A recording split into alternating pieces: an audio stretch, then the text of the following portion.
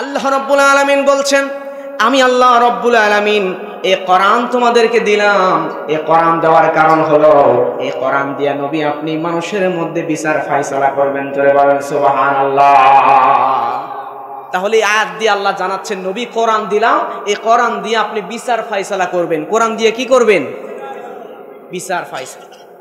এই যে দেখছেন কলম, এই কলম দিয়ে আমি চাইলে আপনার চোখের মধ্যে গুঁতো দিয়া আপনার চোখটা কিন্তু অন্ধ করে দিতে পারি। কথা বলেন ঠিক কিনা? কিন্তু কলম তো চোখে গুঁতো দিয়া চোখ অন্ধ করার জন্য তৈরি করা হয় নাই। কলম তৈরি করা হয়েছে লেখালেখি করার জন্য। এই যে মোবাইল দেখছেন, এই মোবাইলে রাতের বেলা টর্চ লাইটে আলো দিয়া রাতের বেলা পথ চলা যায়, কিন্তু এই মোবাইল রাতের বেলা টর্চ লাইটের আলো দিয়া পথ চালানোর জন্য এই মোবাইল তৈরি করা হয় নাই। মোবাইল তৈরি করা হয়েছে দূর দূরান্তে কথা বলার জন্য। কথা পান ঠিক কিনা? আল্লাহর এই কোরআন দিয়া আপনি কোরআন তেলাওয়াত করবেন, করার পরে এই কোরআন তেলাওয়াত করে ফু দিয়া আপনি নারকেল গাছের ইঁদুর তাড়াতে পারবেন। এই কোরআন তেলাওয়াত করে ফু দিয়া লাউ গাছের পোকা তাড়াতে পারবেন। এই কোরআন তেলাওয়াত করে ফু দিয়া মানুষের শরীরের জিন আপনি সরাইতে পারবেন। কিন্তু আমি বলি, ও ভাইরা আমার, আল্লাহর কোরআনটা, এই কোরআন যেমন শুধুমাত্র চোখে গুঁতো দিয়া চোখ অন্ধ করার জন্য তৈরি করা হয় নাই, লেখালেখির জন্য তৈরি করা হয়েছে। এই মোবাইল যেমন শুধুমাত্র টর্চ লাইটের আলো দিয়ে আর রাতের বেলা দেখার জন্য, পথ চলার জন্য তৈরি করা হয় নাই, কথা বলার জন্য তৈরি করা হয়েছে, ঠিক তেমন করে আল্লাহর এই কোরআন শুধুমাত্র লাউ গাছের পোকা, নারকেল গাছের ইঁদুর আর জিন তাড়ানোর জন্য তৈরি করা হয় নাই। আল্লাহর কোরআন তৈরি করা হয়েছে ইউনিয়ন পরিষদ থেকে শুরু করে নিয়ে সুপ্রিম কোর্ট পর্যন্ত আল্লাহর কোরআন দিয়ে বিচার চালানোর জন্য। কথা বলেন ঠিক কিনা? আল্লাহ রাব্বুল আলামিন জানাচ্ছেন, ও দুনিয়ার মানুষরা, আমি আল্লাহ এই জনপদের ক্ষমতা যদি কোনো মানুষকে দিই, তাহলে ওই মানুষরা, আমি আল্লাহর পছন্দনীয় মানুষরা কাজ করবে চারটা। জোরে বলেন কয়টা? আর একটু জোরে বলেন ভাই, কয়টা? চারটা কাজ করবে।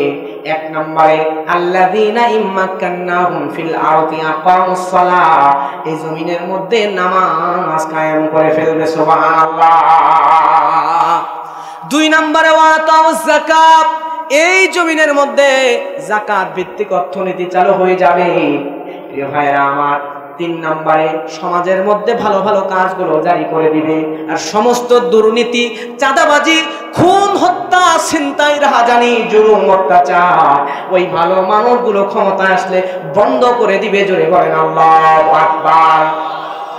এজন্য সমাজের মধ্যে আগামী নির্বাচন আসলে আমি একজন আলেম হিসাবে আমার দায়িত্ব আপনাকে বোঝানো, এ কোরআন যদি সংসদে নিয়ে যেতে চান, এ কোরআনের আইন দিয়ে সমাজটা চলুক। আমি বলি, আমরা আপা দেখছি, আমরা ভাবি দেখছি, আমরা আব্বা দেখছি, আমরা চাচা দেখছি, সব দেখা শেষ। আগামীতে আল্লাহর কোরআনের বাংলাদেশ। কথা কন ঠিক কিনা? বিগত 54-55 বছরে সব দেখেছি। আমি বলি, দেখার পরে চুরি বন্ধ হয় নাই, খুন বন্ধ হয় নাই, ধর্ষণ বন্ধ হয় নাই, জুলুম, রাহাজানি, অত্যাচার বন্ধ হয় নাই। এগুলো সব যদি বন্ধ করতে চান, আল্লাহর কোরআন দিয়ে সমাজ চলুক, এটাই আমরা একটাবার দেখতে চাই। কথা বলেন ঠিক কিনা? আমি কোনো দলের পক্ষে বিপক্ষে কথা বলবো না। আমি বলি, যে ব্যক্তি সৎ, যে ব্যক্তি আমানতদার, যে ব্যক্তি নামাজ পড়বে, যে ব্যক্তি দাড়ি ছিল না মুখে দাড়ি রাখার চেষ্টা করবে, যে ব্যক্তি ইসলামের দিকে আগমন করেছে, ইসলামে চলে আসছে এবং কোরআন দিয়া এই দেশটা চলুক, কোরআনের আইন দিয়া এই বাংলাদেশ চলুক, এটা যে চাইবে তাকে আপনি সমর্থন দেন, কোনো অসুবিধা। চ্যানেলটি সাবস্ক্রাইব করে আমাদের সঙ্গেই থাকুন। আউযু বিল্লাহি মিনাশ শাইতানির রাজীম। বিসমিল্লাহির রাহমানির রাহিম।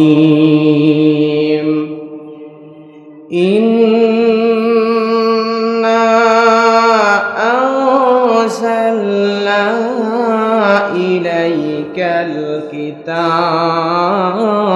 বিল হক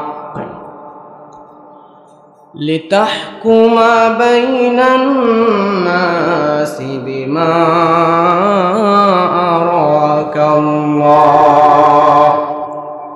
ولا تكن للخائنين خصيما. فقال الله تعالى في شان حبيبه صلى الله عليه وسلم: إن الله وملائكته يصلون على النبي يا أيها الذين آمنوا صلوا عليه وسلموا تسليما. কোনো একদিন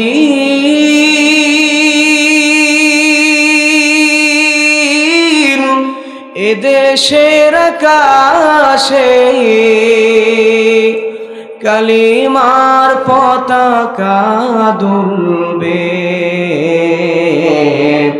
সেদিন সবাই কোরআনী বিধান পেয়ে দুঃখ বেদনা ভুলবে। সেদিন আর হবে না কো হাহাকার, অন্যায় জুলুম অবিচার, থাকবে না অনাচার দুর্নীতি কদাচার, সকলেই শান্তিতে থাকবে। সেদিন সবাই কোরআনী বিধান পেয়ে দুঃখ বেদনা ভুলবে। একাকিনী রমণী নির্জন পথে যাবে, কোনো জন কটু কথা কবে না, কোনো জন পথে ঘাটে সম্পদের মোহে খুনার রাহাজানি হবে না। সেই দিন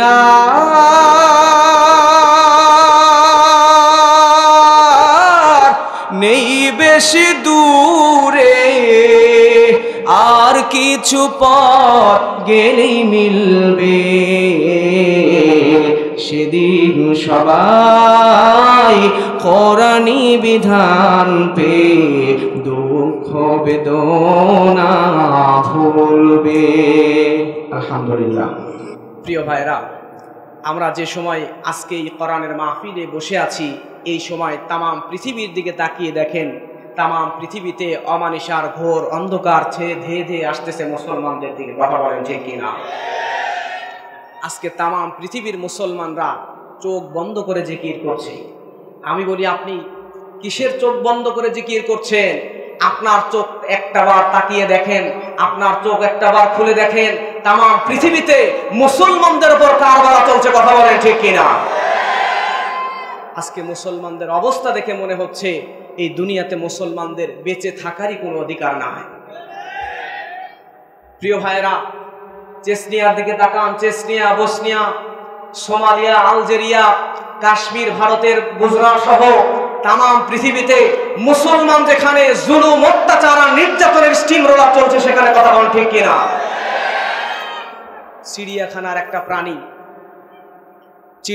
একটা প্রাণী আপনি দেখতে যাবেন, এই প্রাণীটা দেখতে গেলে টিকিট লাগে, এক একটা প্রাণীর দাম আবার 1 থেকে 1.5 কোটি টাকা। অথচ একই প্রাণী বনের মধ্যে অসুস্থ হয়ে মারা গেলেও দেখার মতো কেউ নাই। কথা বলেন ঠিক কিনা? একটা পালিত কুকুর যখন অসুস্থ হয়, সাথে সাথে তার মালিক সতর্ক হয়ে যায়, অথচ একই কুকুর, রাস্তার কুকুর, রাস্তায় অসুস্থ হয়ে মরে গেলেও দেখার কেউ নাই। আজকে মুসলমানদের অবস্থা হয়ে গেছে ওই রাস্তার কুকুরের চাইতেও অসহায়। কথা বলেন ঠিক কিনা? আজকে দুনিয়ার দিকে তাকান, একজন খ্রিস্টানের গায়ে হাত দিলে আমেরিকা খেপে যায়, একজন ইহুদির গায়ে হাত দিলে ইসরায়েল খেপে যায়, একজন বৌদ্ধর গায়ে হাত দিলে চায়না, জাপান খেপে যায়, একজন হিন্দুর গায়ে হাত দিলে ভারত খেপে যায়। অথচ তাম পৃথিবীতে মুসলমানদের উপর কারবালা চলছে, দেখার মতো কেউ নাই। কথা বলেন ঠিক কিনা? এজন্য এখনো যদি আপনি মুসলমানের মতো গর্জে না ওঠে, এখনো যদি মুসলমান এক না হতে পারেন, তাম পৃথিবীর মুসলমানরা এক না হতে পারলে আগামীকালকে আপনার চোখের সামনে আপনার ছেলেকে হত্যা করবে, আপনার চোখের সামনে আপনার মেয়েকে ধর্ষণ করবে, আপনি কথা বলার সাহসটুকু পাবেন না। কথা বলেন ঠিক কিনা? এজন্য চাঁপাইনবাবগঞ্জের মুসলমান ঐক্যের বিকল্প নাই। আজকেই যদি আগামীকালকে যদি ডাক আসে আল্লাহর জমিনে আল্লাহর এই কোরআন বাস্তবায়ন করার জন্য, আল্লাহর জমিনে আল্লাহর দ্বীন বাস্তবায়ন করার জন্য বুকের তাজা রক্ত জমিনে ঢেলে দেওয়া লাগবে। আপনার স্ত্রী বিধবা হলে হবে, সন্তান পিতাহারা হলে হবে, পিতামাতার সন্তান হারা হলে হবে, তারপর আল্লাহর জমিনে আল্লাহর কোরআনের আইন বাস্তবায়ন করার জন্য বুকের তাজা রক্ত রাজপথে ঢেলে দিতে কারা কারা রাজি আছেন?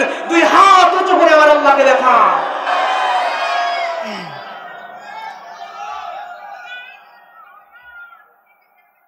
প্রিয় ভাইরা, আশ্চর্য বিষয় হচ্ছে এটা, আজকে আমরা তাম পৃথিবীর মুসলমানরা বিভক্তিতে ভেঙে ভেঙে আছে। কথা বলেন ঠিক কিনা?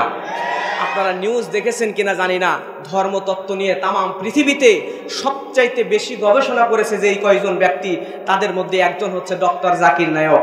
যে ডক্টর জাকির নায়ককে এক নজর দেখার জন্য, তার একটু লেকচার শোনার জন্য হাজার হাজার মানুষ পাগল। সেই ডাক্তার জাকির নায়ক নিজের থেকে বাংলাদেশে আসার ইচ্ছা পোষণ করেছিল, জোরে বলেন আলহামদুলিল্লাহ। কিন্তু এখন পর্যন্ত আমরা বিগত স্বৈরাচারদের কবল থেকে মুক্তি পেলেও আজকে এই ভারতের গোলামের শিকল থেকে পরিপূর্ণ মুক্ত হতে পারে নাই। কথা বলে ঠিক কিনা? আমার দেশে কিছু হাফলেডিস মার্কা উপদেষ্টা আছে যারা আজকে এখন পর্যন্ত দিল্লির ইশারায় চলে। ডাক্তার জাকির নায়েক বাংলাদেশে আসতে চাইছে, তারা বলছে যদি আসে আমাদের হাতে তুলে দেওয়া লাগবে। এজন্য ডক্টর জাকির নায়কের বাংলাদেশে আসাটাকে তারা ক্যান্সেল করে দিয়েছে। জোরে বলেন নাউযুবিল্লাহ। আমি বলি, ভারতের রক্তচক্ষুকে আমরা যদি ভয় করি, বিগত 50-55 বছর ধরে বাংলাদেশে তেমন একটা উন্নতি তারা করতে দেয় নাই। আজকে পৃথিবীর দিকে তাকিয়ে দেখেন, আজকে গ্যাসের খনি মুসলমানদের দেশে, তেলের খনি মুসলমানদের দেশে, ইউরেনিয়ামের খনি মুসলমানদের দেশে, সোনার খনি মুসলমানদের দেশে, কয়লার খনি মুসলমানদের দেশে, সব আল্লাহ দিয়েছে মুসলমানদেরকে। আজকে বাংলাদেশেও এত পরিমাণ খনিজ সম্পদ বাংলাদেশে আল্লাহ সুবহানাহু ওয়া তাআলা দিয়েছেন। এগুলো তোলার যন্ত্র যদি আমাদের কাছে থাকতো আর চোর বাটপারগুলোকে যদি দিল্লি পাঠিয়ে দেওয়া যাইতো, তাহলে বাংলাদেশ সিঙ্গাপুর হয়ে যেত। কথা বলে ঠিক কিনা? কিন্তু আজকে চোর বাটপার দিয়ে ভর্তি হয়ে গেছে। এজন্য আজকে আমরা ভালো কিছু করতে পারি না। ডক্টর জাকির নায়েককে বাংলাদেশে যে মূল্যেই হোক আনবো ইনশাআল্লাহ। আমি বলি শুধু ডক্টর জাকির নায়েক নয়, ডক্টর জাকির নায়েক সহ কাবার ইমাম আব্দুর রহমান আসুদাইসি সহ পাকিস্তানের সবচাইতে বড় আলেম আল্লামা তকি উসমানী সহ তাম বিশ্বের সবচাইতে বড় বড় আলেমদেরকে বাংলাদেশে এনে কনফারেন্স করে দেখায় দেওয়া লাগবে ভারতের দিল্লির দাদাবাবুদের। আমরা ভারতের রক্তচক্ষুকে আর ভয় করি না, করবো না। জোরে বলেন কথা ঠিক কিনা? চীনো আরব হামারা, चीनो अरब हमारा, हिंदुस्तान भी हमारा, मुस्लिम है हम वतन है सारा जहां हमारा। लिल्लाह तकबीर।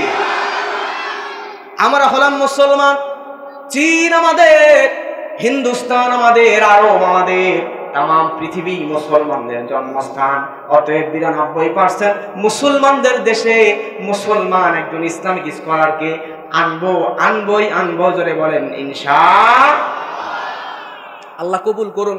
দুনিয়ার সকল কাফেরদের ষড়যন্ত্র থেকে আল্লাহ আমাদের মুসলমানদেরকে হেফাজত করুন, মুসলমানদেরকে এক হয়ে থাকার তৌফিক দান করুন। জোরে বলেন আমিন। সবাই আমার সাথে আলোচ্য আয়াতটি তেলাওয়াত করেন সবাই। আউযু বিল্লাহি মিনাশ শাইতানির রাজীম। বিসমিল্লাহির রাহমানির রাহিম। ইন্না আরসালনা ইলাইকাল কিতাবা বিল হক লিতাহকুমা বাইনান নাসি বিমা আরাকাল্লাহ ওয়া লা তাকুন লিল খাইনিনা খাসীমা। জোরে বলেন আল্লাহু আকবার।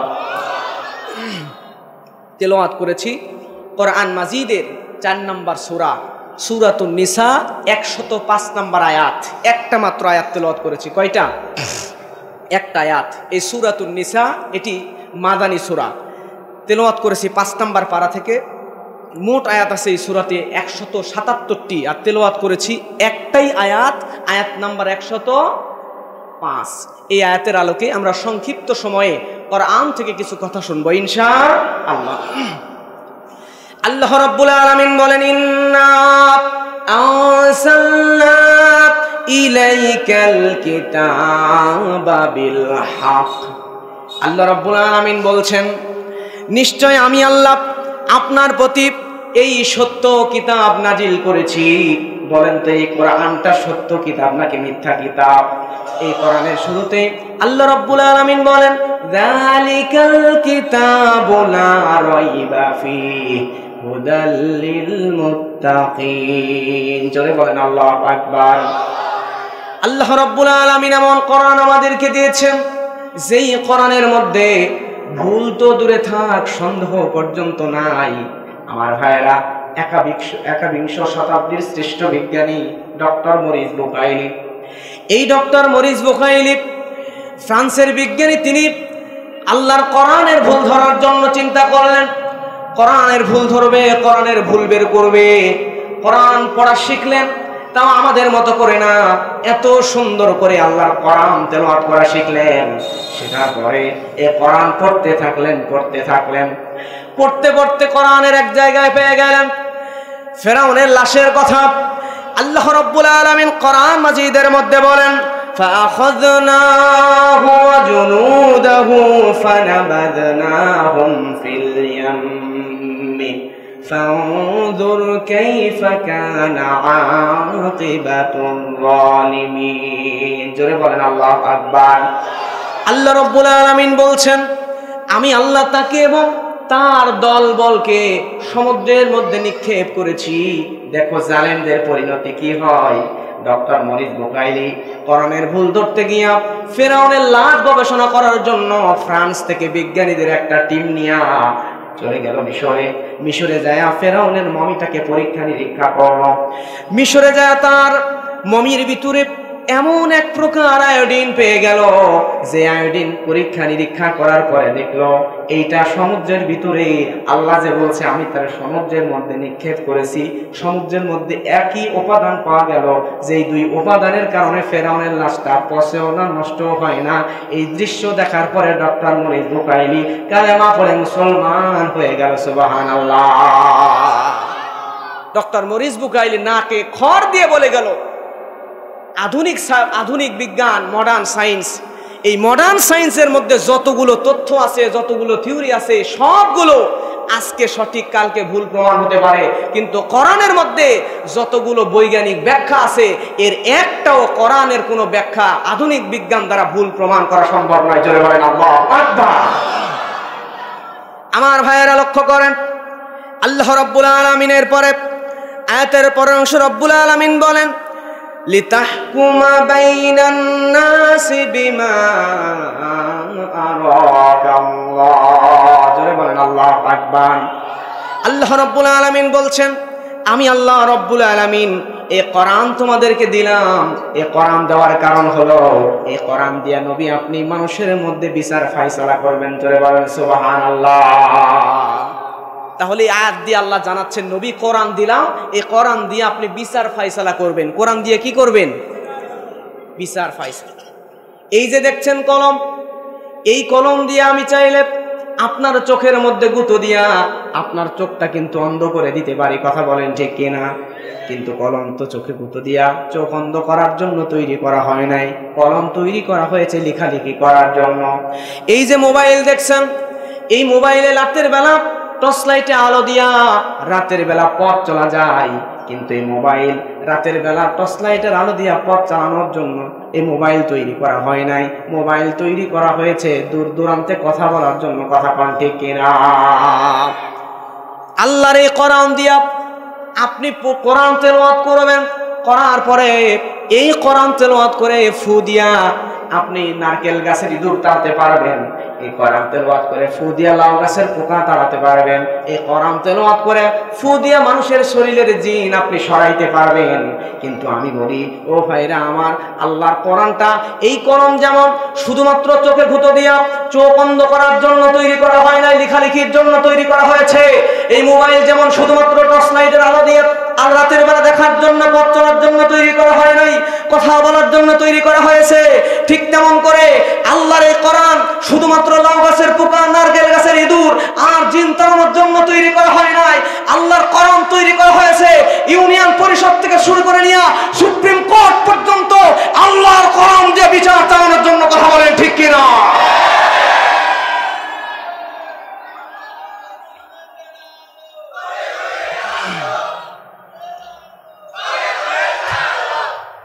अमल की किताब थी, अमल की किताब थी, दुआ की किताब बना दिया,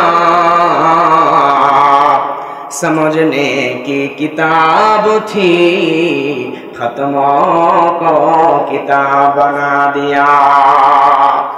এই কোরআনটা আমল করার কিতাব ছিল, এই কোরআনটা বোঝার অনুধাবন করার কিতাব ছিল, কিন্তু এই কোরআনকে শুধুমাত্র মুখস্থ করা আর খতম করার কিতাব বানায়া কাপড় দিয়া পেঁচায়া তাকের উপর আমরা তুলে রাখছি। কথা কোন ঠিক না?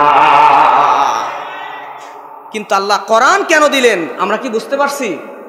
আল্লাহ রাব্বুল আলামিন সূরা আরাফের 54 নম্বর আয়াতের মধ্যে বলেন, আলা লাহুল খালকু ওয়াল আমরু তাবারাকাল্লাহু রাব্বুল আলামিন। জোরে বলেন আল্লাহু আকবার। সৃষ্টি যার, আইন চলবে তার। জোরে বলেন এই দুনিয়াটা সৃষ্টি করেছেন কে? আরো জোরে বলেন আমরা মানুষদেরকে সৃষ্টি করেছেন কে? আমরা মানুষরা কার? দুনিয়াটা কার? আমাদের বউ কার? আপনারা এখনো তালে ওয়াজ শুনছেন? তাহলে জোরে বলেন এই দুনিয়াটা সৃষ্টি করেছেন কে? আরো জোরে বলেন সৃষ্টি করেছেন কে? আসমান আল্লাহর, জমিন আল্লাহর, তামাম দুনিয়া সৃষ্টি করেছেন যে আল্লাহ। আল্লাহর জমিনে আল্লাহর কোরআনের আইন চলবে, মানুষের তৈরি করা তন্ত্র মন্ত্র দিয়ে আল্লাহর জমিন চলতে পারে না। কথা বলেন ঠিক কিনা? এখন বলতে পারেন হুজুর কোরআন দিয়ে ওয়াজ হচ্ছে, আপনিও তো বহু বছর থেকে ওয়াজ করছেন, সেই রাসূলের ওপর সাল্লাল্লাহু আলাইহি ওয়াসাল্লামের ওপর কোরআন নাজিল হয়েছে 1500 বছর আগে, তখন থেকে শুরু করে নিয়া এখন পর্যন্ত এই কোরআনের ওয়াজ চলছে নাকি বন্ধ আছে? এত ওয়াজ হচ্ছে, দিনের পর দিন ওয়াজ হচ্ছে, রাতের পর রাত ওয়াজ হচ্ছে, কিন্তু এখন পর্যন্ত মসজিদের জুতা চুরিও বন্ধ হয় নাই। আপনাদের ওয়াজ কি কাজ হয় না? প্রশ্ন আসতে পারে কি পারে না? বাইরের মানুষের কথা বাদ দেন, আমি কোনো এক জেলায় গেছি, নাম বলছি না, ওয়াজ করার জন্য স্টেজে উঠছি, জুতা নিচে খুলে মঞ্চে আসি, ওয়াজ করার পরে নামে দেখি যে আমি বক্তা, আমার জুতাই নাই। ওই যে জুতা হারাইছি, তারপর থেকে জুতা নিয়ে প্রয়োজনে পিছনে রেখে তারপর ওয়াজ করি। তাহলে আমি ওয়াজ করছি, কিন্তু কার কাছে ওয়াজ করছি? ওয়াজে কাজ হচ্ছে না কেন? এর পিছনে কারণ জোরে বলেন আছে না নাই? আরো জোরে বলেন আছে না নাই? কারণ হচ্ছে আপনারা তো জ্ঞানী বিচক্ষণ মানুষ, আপনারা এডুকেটেড পারসন, শিক্ষিত মানুষ, বিচক্ষণ মানুষ। আপনারা ছোট্ট একটা কথা বলেন তো, আপনারা যে জমিতে ধান চাষ করেন অথবা যে কোনো ফসল চাষাবাদ করেন, এই জমিতে পানির সেচ দেওয়ার দরকার হয় কি হয় না? এখন পানির সেচ আপনি জমিনের মধ্যে দেবেন, চারিদিকে আপনি আইল দেন নাই, না দিয়ে পানি সেচ দিচ্ছেন, বলেন তো আপনি কিয়ামত পর্যন্ত পানি সেচ দিল, পানি কি আপনার জমিতে থাকবে নাকি বাইরে চলে যাবে? পুরো এলাকা বন্যা হয়ে যাবে, আপনার জমির মধ্যে পানি আটকায় থাকবে। ঠিক তেমন করে এই জমিনের মধ্যে কোরআনের ওয়াজে কাজ হবে তখন, এই কোরআনের আইন দিয়ে সংসদ চলবে যখন। কথা বলেন ঠিক কিনা? আমার ভাইয়েরা, আমার মতো সাধারণ বক্তা ওয়াজ করছে না, নবীজির মাক্কি জীবনে জনাবে মুহাম্মদ রাসূলুল্লাহ সাল্লাল্লাহু আলাইহি ওয়াসাল্লাম নিজে ওয়াজ করছেন। মাক্কি জীবনে নবীজির উপর কোরআন নাজিল হচ্ছে, 13টি বছর হয়ে গেল। প্রায় 93টি সূরা নাযিল হয়ে গেল। নবীজির সামনে হযরতে আবু বকরের মতো সাহাবী কালেমা পড়ে মুসলমান হয়েছে, হযরতে ওসমান, হযরতে আলীর মতো বড় বড় সাহাবীরা কালেমা পড়ে মুসলমান হয়েছে, সাহাবী হয়েছে। এত বড় বড় মাপের সাহাবীর সামনে নবী নিজে ওয়াজ করছেন। তার 13টি বছর পার হয়ে গেল, 93টি প্রায় সূরা নাযিল হয়ে গেল। তারপর নবীজির মাক্কি জীবনে কোরআনের মধ্যে একটা জায়গাতেও আল্লাহ রাব্বুল আলামিন কোন সাহাবীকে ইয়া আইয়ুহাল্লাযীনা আমানু, হে ঈমানদার বলে ডাক দেন নাই। জোরে বলেন আল্লাহু আকবার। কিন্তু এই নবীজি যখন হিজরত করে মদিনায় গেলেন, নবীজির সাহাবীরা তখন মদিনার মধ্যে কোরআনী রাষ্ট্র কায়েম হয়ে গেল, কোরআনী আইন মদিনার মধ্যে বাস্তবায়ন হয়ে গেল। যাওয়ার পরে আল্লাহ রাব্বুল আলামিন যতবার সাহাবীদেরকে ডাক দিয়েছেন, বড় বড় মাপের সাহাবী নয়, সাধারণ সাহাবীদেরকেও আল্লাহ ইয়া আইয়ুহাল্লাযীনা আমানু, হে ঈমানদার বলে ডাক দিয়েছেন। জোরে বলেন সুবহানাল্লাহ। তার মানে হলো এই সমাজের মধ্যে থেকে যতদিন পর্যন্ত চুরি বন্ধ হবে না, ছিনতাই বন্ধ হবে না, ডাকাতি বন্ধ হবে না, ধর্ষণ রাহাজানি বন্ধ হবে না, যতদিন পর্যন্ত এই জমিন আল্লাহর কোরআন দিয়ে না চালানো হবে, কথা বলেন ঠিক কিনা? আল্লাহর কোরআন দিয়ে এই জমিন চলুক, আল্লাহর কোরআনের আইনগুলো এই জমিনে বাস্তবায়ন হোক, এটা আপনারা চান? কারা কারা চান? দুই হাত উঁচু করে আমার আল্লাহকে দেখান। নারে তাকবীর। আলহামদুলিল্লাহ, হাত নামান। এই কোরআন দিয়া যদি এই সমাজটা চলতো তাহলে এই সমাজটা দেখতে কত সুন্দর হতো। কোরআন ওয়ালারা যদি এই সমাজটা চালাতো তাহলে এই সমাজটা কত সুন্দর দেখতে হতো। আপনারা কি জানতে চান? আল্লাহ রাব্বুল আলামিন সূরা মাইদার মধ্যে বলেন, ওয়াস-সারিকু ওয়াস-সারিকাতু ফাকতাউ আইদিয়াহুমা জাযাআন বিমা কাসাবা নাকালাম মিনাল্লাহ ওয়াল্লাহু আজিজুন হাকীম।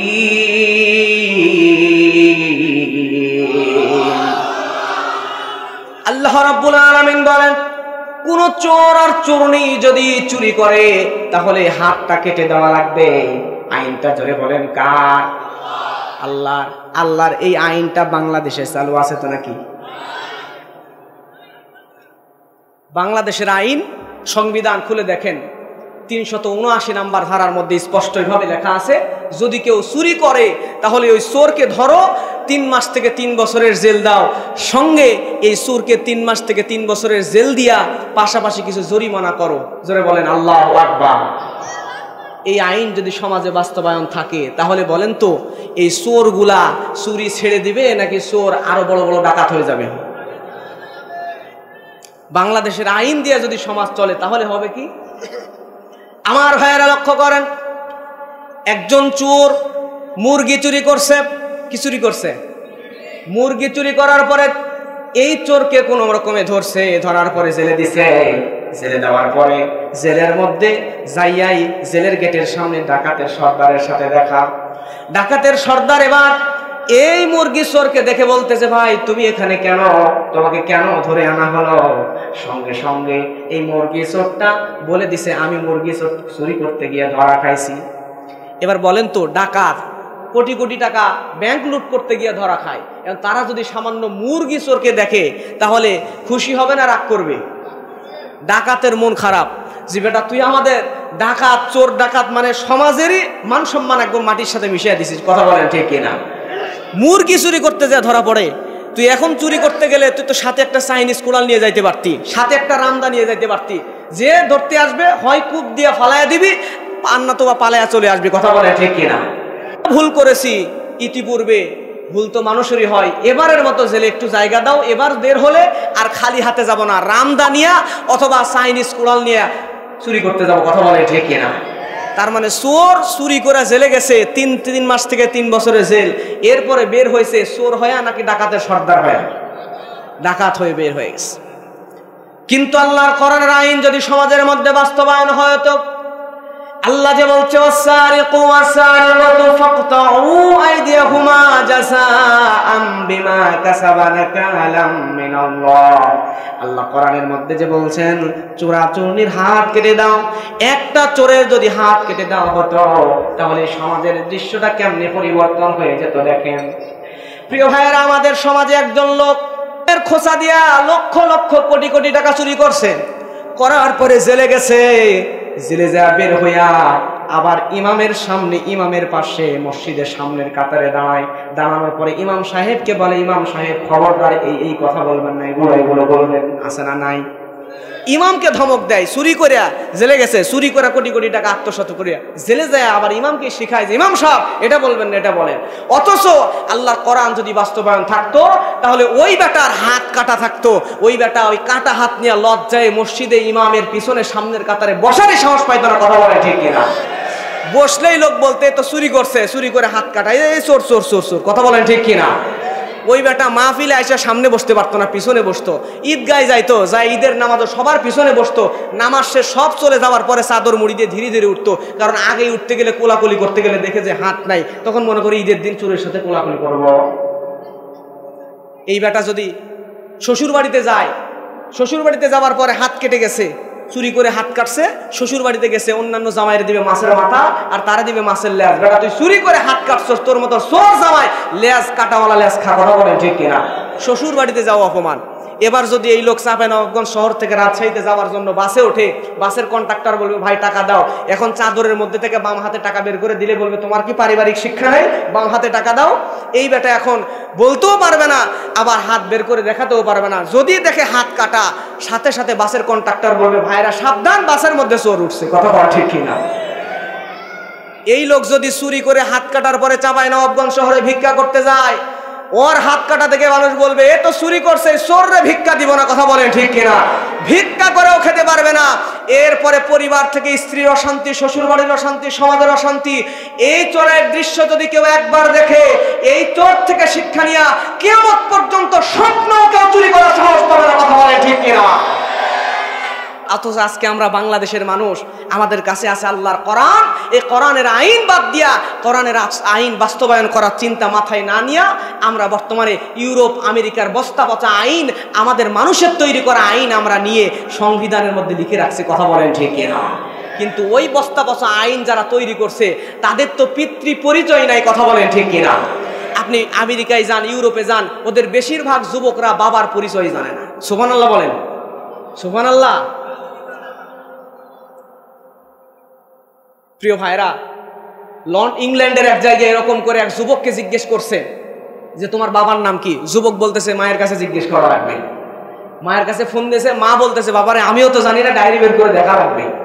ডায়েরি বের করে ওই যুবকের মায়ের বয়ফ্রেন্ড 15-20 জন, কে তার বাবা। লাস্টে ওই যুবক কোর্টে মামলা করছে যে আমার মা আমার বাবার পরিচয় জানে না কেন। মামলা করার পর 9 মাস মামলা চলছে। যারা অনলাইনে অভিজ্ঞ তারা হয়তো খবরটা জানেন। 9 মাস পরে ওই মহিলার যে 15-20-22 জন বয়ফ্রেন্ড সবার ডিএনএ টেস্ট করছে, করার পরে এই যুবকের সঙ্গে ম্যাচ করছে, করার পরে একজন ম্যাচ করছে। তাই করার পরে ওই যুবকের সাথে তার পিতা আর পুত্রের সম্পর্ক এটা বের করা গেছে। জোরে বলেন নাউযুবিল্লাহ। তাহলে যেই ইউরোপ আমেরিকার মানুষরা নিজের পিতার পরিচয় জানে না, পিতৃ পরিচয়হীন যারা সন্তান যারা, তাদের বস্তা পচা আইন দিয়া আমাদের সমাজ চালাবেন, এই সমাজে শান্তি কখনোই আসবে না। কথা বলেন ঠিক কিনা? আরো জোরে বলেন, কথা বলেন ঠিক কিনা?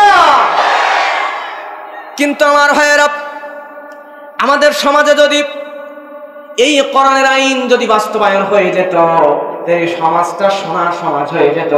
এই সমাজের মধ্যে চোর বাটপার খুঁজে পাওয়া যেত না।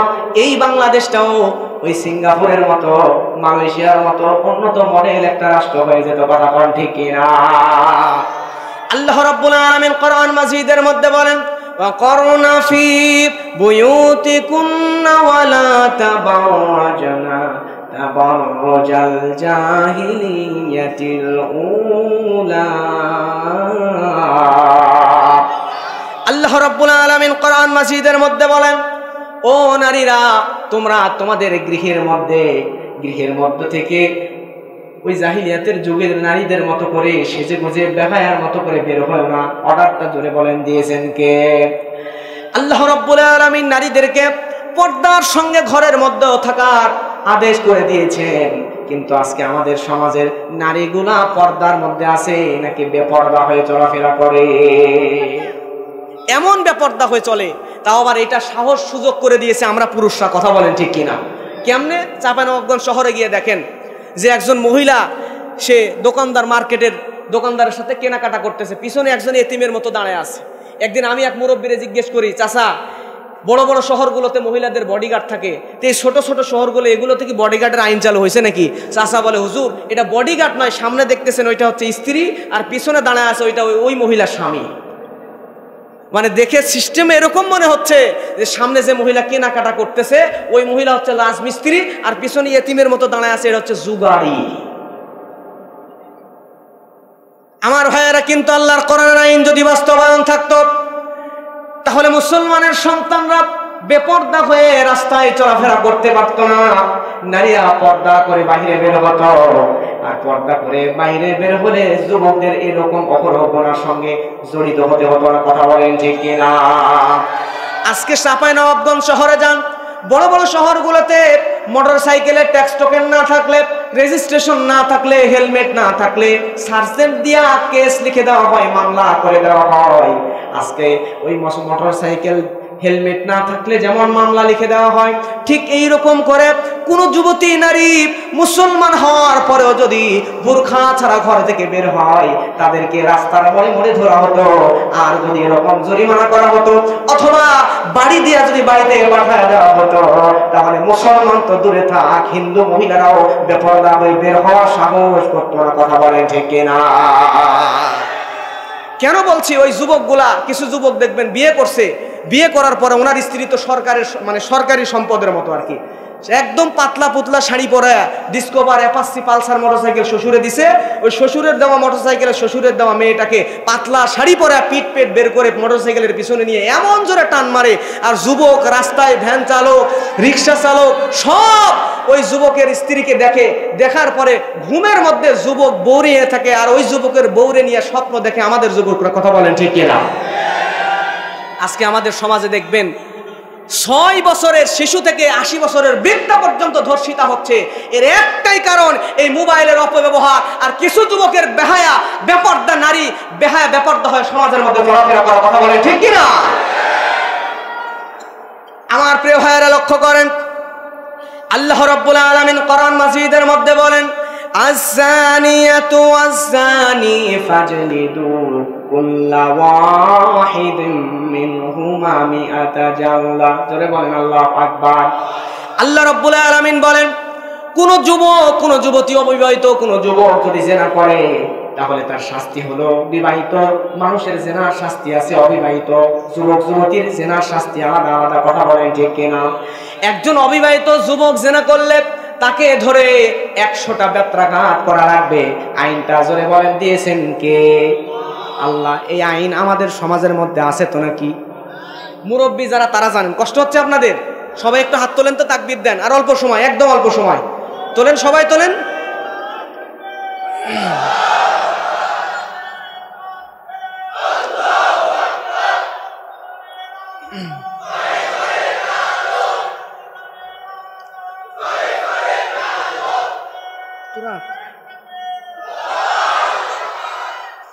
আমার ভাইয়েরা লক্ষ্য করেন, তাহলে আল্লাহ রাব্বুল আলামিন আমাদেরকে আইন দিয়ে দিল, জেনা করলে, অবিবাহিত যুবক যুবতী যদি জেনা করে তাহলে তার শাস্তি হলো ওই যুবককে 100টা বেত্রাঘাত করা লাগবে। মুরব্বী আছেন, সাক্ষী দেবেন। আজ থেকে 20-30 বছর আগে যদি জেনা তো নয়, ধরা যদি পড়ে খারাপ আকাম কুকাম করতে গিয়া, তাহলে যুবককে ধরে নিয়ে আসা হয়, আসার পরে লোকজনের সামনে 100টা বেত এক জায়গায় করে এক বাড়ি দিয়ে ছেড়ে দেওয়া হয়। ছিল কিনা? এই শাস্তি যদি দেওয়া হয়, যুবক তো বলবে এত মজার শাস্তি, একবার তো জেনা করছি, এখন তো বারবার করবো। জোরে বলেন সুবহানাল্লাহ, সুবহানাল্লাহ। এটা ছিল ওল্ড ভার্সন, এখন আপডেট ভার্সন। বর্তমান সময় কি হচ্ছে? জেনা নয়, যুবক যুবতী পছন্দ নয়, একজন গরিব মানুষের মেয়েকে একজন ধনী মানুষের, ধনীর যুবক যদি ধরে নিয়ে জোর করে ধর্ষণও করে, করার পরে বর্তমান সময়ে শাস্তি কি জানেন? ওই যুবকের বাবা ওই নারীর বাবার কাছে যায়, 5 লাখ টাকার বান্ডিল হাতের মধ্যে দেয়, দেওয়ার পরে বলে যা হয়েছে যুবক মানুষ ছোট মানুষ ভুল করেই ফেলছে, এই টাকা নিয়ে মুখ বন্ধ করেন, আর বেশি কথা বললে কিন্তু এলাকা ছাড়া করবো। কথা কোন ঠিক কিনা? কিন্তু আমাদের সমাজে এই জেনা ব্যভিচার অহরহ চলছে। আমার প্রিয় ভাইয়েরা, এই জেনা ব্যভিচার যদি কমাতে চান তাহলে এই জেনার শাস্তি কার্যকর করা লাগবে। তার আগে জেনা যদি কমাতে চান তাহলে সমাজের মধ্যে অবিবাহিত যুবক যুবতীদের বেশি বেশি বিবাহের ব্যবস্থা করে দেওয়া লাগবে। কথা কোন ঠিক কিনা? আপনি মনে করছেন আমার ছেলেটা ধোয়া দুধের তুলসী পাতা, আমার ছেলেটা কুষ্টিয়া ইউনিভার্সিটিতে পড়ে, ঢাকা ভার্সিটিতে পড়ে, আমার ছেলে কোনোদিন কোনো মেয়ের সাথে পরকিয়া করতে পারে না, প্রেম করতে পারে না। আপনি মনে করছেন আমার মেয়েটা বোরখা পরে চলে, আমার মেয়েটা তাকওয়াশীল, প্রেম ভালোবাসা করে না। কিন্তু আপনার যুবক ছেলে বিয়ের বয়স পার হয়ে যায়, আপনার যুবতী মেয়ে বিয়ের বয়স পার হয়ে যায়, কিন্তু আপনি বিবাহ দিচ্ছেন না। শয়তানের কুমন্ত্রণায় পড়ে গোপনে গোপনে তারা এমন জেনা ব্যভিচারের মধ্যে এমন ভাবে তারা লিপ্ত হয়ে গেছে। আপনি যদি স্বচক্ষে এটা একবার দেখতে পারতেন, দুনিয়াতে বেঁচে থাকার ইচ্ছায় আপনার হারায়া যেত। কথা বলেন ঠিক কিনা? এজন্য ও মুরব্বী, আপনার যুবক ছেলেকে তাড়াতাড়ি বিবাহের ব্যবস্থা করে দেন। রিজিকের মালিক হলো আল্লাহ, আল্লাহ রিজিকের ব্যবস্থা করবেন। আপনার যুবতী মেয়ের বিবাহের ব্যবস্থা তাড়াতাড়ি করে দেন। এই সমাজে বিবাহ যত বেড়ে যাবে, জেনা ব্যভিচার তত বেশি কমে যাবে। কথা কোন ঠিক কিনা?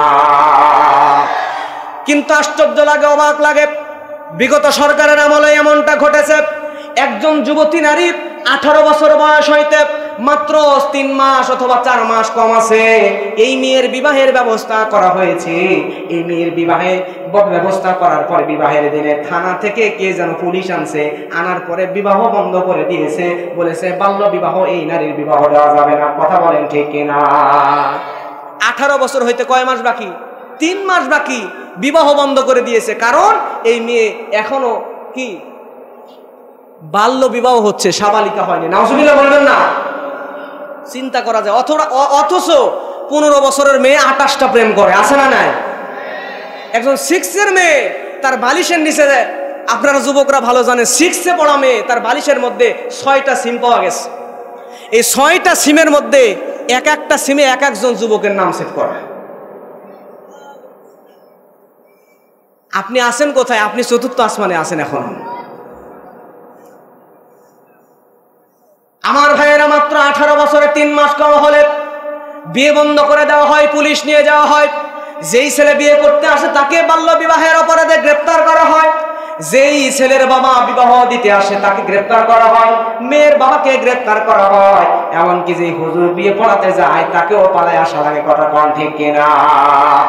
অথচ আপনি বড় বড় শহরের আবাসিক হোটেলগুলোতে গিয়ে দেখেন, আপনি বড় বড় পার্কগুলোতে গিয়ে দেখেন, ওই জায়গায় নির্বিচারে পুলিশের প্রোটেকশনে জেনা হচ্ছে। মাত্র 12 বছর 13 বছরের ছোট্ট ছোট্ট নাবালিকা শিশু বাচ্চা মেয়েগুলা তারা জেনা ব্যভিচার করে।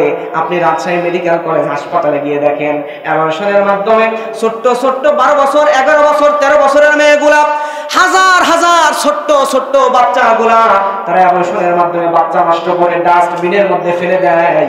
ওই শিশু বাচ্চার লাশগুলো কুকুরে খায়। ধরে বলেন নাউজুবিল্লাহ। পার্কে গিয়া 12 বছরের মেয়ে জেনা করলে অসুবিধা নাই। পার্কে গিয়া আবাসিক হোটেলগুলোতে গিয়া 12 বছর 11 বছরের মেয়েগুলো জেনা ব্যভিচার করে হাজারে হাজারে বাচ্চা নষ্ট করলে অসুবিধা না। কিন্তু 18 বছর হতে 3 মাস কম হয়েছে বিদায় পুলিশ আইসা হয় জেলে দেয়, না হলে ঘুষ নিয়ে ছেড়ে দেয়, বিয়ে বন্ধ করে দেয়। এমন করে বলেন আছে না? না। এই সমাজ থেকে আপনি এই বস্তা পচা আইন দিয়ে সমাজের মধ্যে শান্তি কেমন আনবেন? এই সমাজে যদি শান্তি আনতে চান, আমলি জিন্দেগি গঠন করা লাগবে। যুবক আর যুবতীদের বেশি বেশি বিবাহের ব্যবস্থা করা লাগবে। কথা বলেন ঠিক কিনা? আমল সে জিন্দেগি बनती है, আমল সে জিন্দেগি बनती है, ए जन्नत भी ए जहन्नम भी, ए खाकी अपनी फितरत है, ना नारी ना नूरी। लिल्लाह ताकबीर। এজন্য বলি যুবক ভাইয়েরা, আমল দিয়া জীবন গঠন করা লাগবে। জান্নাতের নূর কিংবা জাহান্নামের আগুন দিয়া জীবন গঠন হয় না, মানুষের জীবন গঠন হয় আমাদের আমল দিয়া। এজন্য যুবকদের সমস্ত গুনাহ থেকে বাঁচতে হবে। দুনিয়াতে যে যা মনে করে করো, তোমাকে গুনাহ থেকে জাহান্নাম থেকে আগে বাঁচা লাগবে। কথা কোন ঠিক কিনা? এই সমাজের মধ্যে যদি কোরআনের আইন বাস্তবায়ন হয়ে যেত, এই সমাজটা কত সুন্দর হয়ে যেত।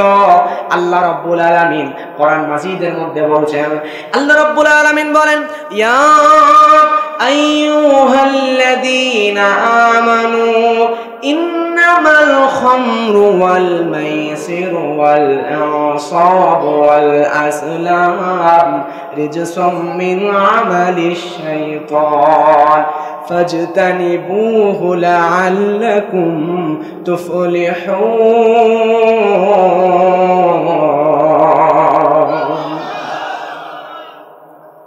কষ্ট হয় আপনাদের? আরেকবার সবাই হাত তোলেন। নারায়ে তাকবীর। হাতটা একটু ঝুঁকায়া তাকবীর দিবেন, ঝুঁকায়া। নারায়ে তাকবীর, লিল্লাহি তাকবীর। মাঝে মধ্যে একটু হাত তুলে নিচ্ছি কেন? কারণ হচ্ছে আমরা বিশ্ববিদ্যালয়ে যখন পড়াশোনা করেছি, বিশ্ববিদ্যালয়ের ছাত্র যারা তারা বুঝবেন, আমাদেরকে 45 মিনিট পর পর এক একজন লেকচারারের ক্লাস চেঞ্জ করা হয়। 45 মিনিট পর পর টিচার চেঞ্জ করা হয়, সাবজেক্ট চেঞ্জ করা হয়। কারণ মডার্ন সায়েন্স গবেষণা করে দেখেছে, একজন মানুষের মস্তিষ্ক একটা জিনিস সর্বোচ্চ 45 মিনিট পর্যন্ত আকর্ষণীয়ভাবে ধরে রাখতে পারে, এরপরে মন অন্যদিকে চলে যায়। এজন্য আমি আপনাদেরকে 45 মিনিটের মধ্যে মাঝে মধ্যে একটু তাকবীর দেওয়াচ্ছি, যাতে এই আরামের ঘুম, এখন ঘুমের সময়, শীতের দিন কম্বল মুড়ি দিয়ে ঘুমালে যে ঘুম হবে, এই ঘুমকে কষ্ট করে, গতকালকেও আপনারা জেগেছিলেন, আজকেও এত কষ্ট করে জেগে আছেন, আলহামদুলিল্লাহ।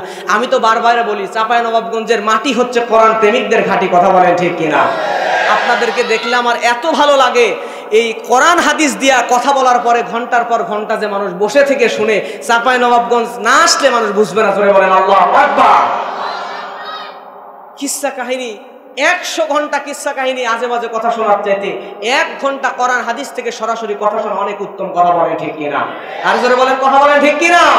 আগামীতে যারা এই মাহফিলে কথা বলতে আসবে, আগেই কোরআন দেবেন, দিয়ে বলবেন, হুজুর যা বলবেন বলেন, অসুবিধা নাই, কোরআন থেকে বলেন, কোরআন হাদিসের বাইরে আমরা একটা কথাও শুনতে চাই না। কথা বলেন ঠিক কিনা? আল্লাহ রাব্বুল আলামিন বলেন, ইয়া আইয়ুহাল্লাযীনা আমানু ইন্নামাল খামরু ওয়াল মাইসিরু ওয়াল আনসাবু ওয়াল আসলাম রিজসুম মিন আমালিশ শাইতান ফাজতানিবুহু লাআল্লাকুম তুফলিহুন। যারা বলেন আল্লাহু আকবার। আল্লাহ রাব্বুল আলামিন কোরআনের আয়াত দিয়া মদকে হারাম করে দিয়েছেন, চিরতরে মদকে হারাম করে দিলেন। আমাদের সমাজে আল্লাহ রাব্বুল আলামিন এই কোরআনের আয়াত দিয়া কিন্তু মদকে হারাম করেছেন, নাকি মদ এখনো হালাল আছে?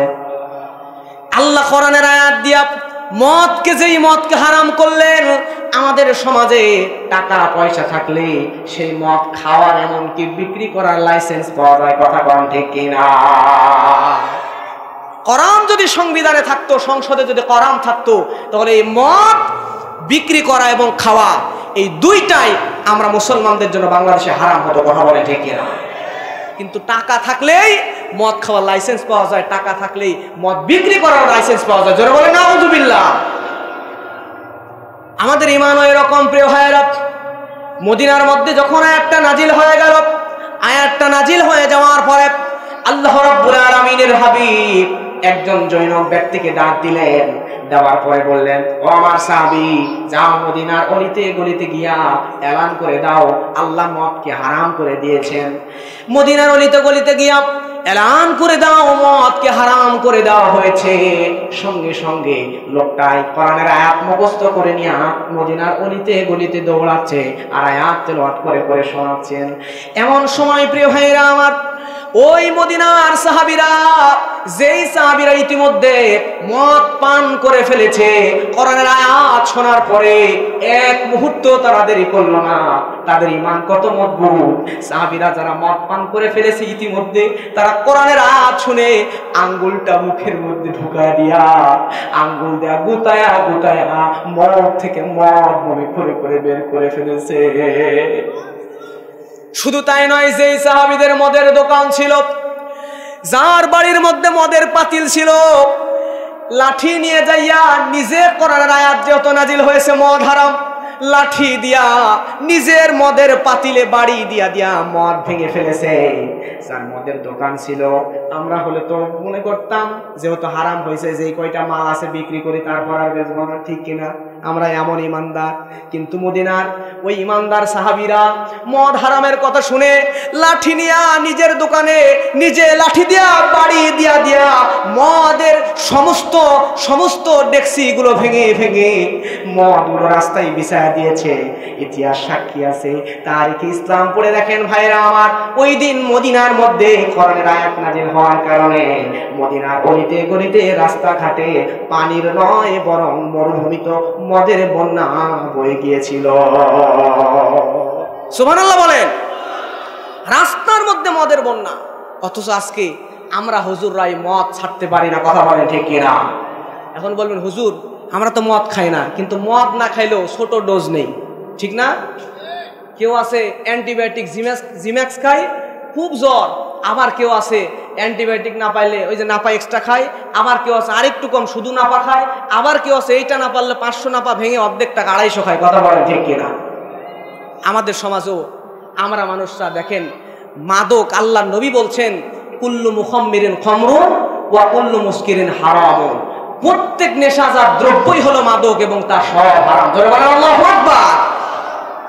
কিন্তু আজকে আমাদের সমাজে কেউ আছে গুল খায়, কেউ আছে জাদ্দা খায়, কেউ আছে ফেন্সিডিল খায়, কেউ আছে ইয়াবা খায়, কেউ আছে বাবা খায়। আছে না নাই? আছে না নাই?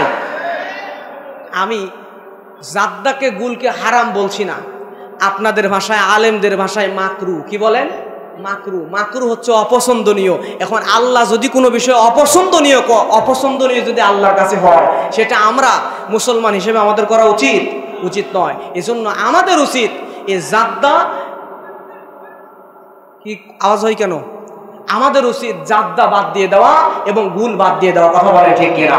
কারণ মেডিকেল সায়েন্স বলছে এগুলো আমাদের শরীরের জন্য অনেক ক্ষতি, কথা বলেন ঠিক কিনা?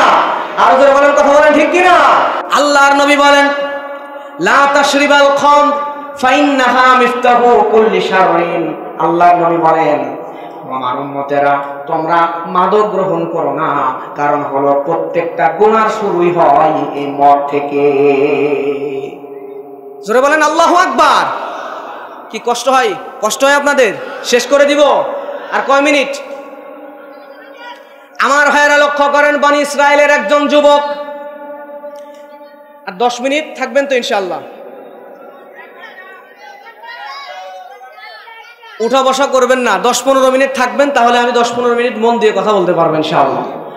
প্রিয় ভাইয়েরা আমার লক্ষ্য করেন, বনি ইসরায়েলের একজন যুবক আবেদ, আল্লাহর বান্দা।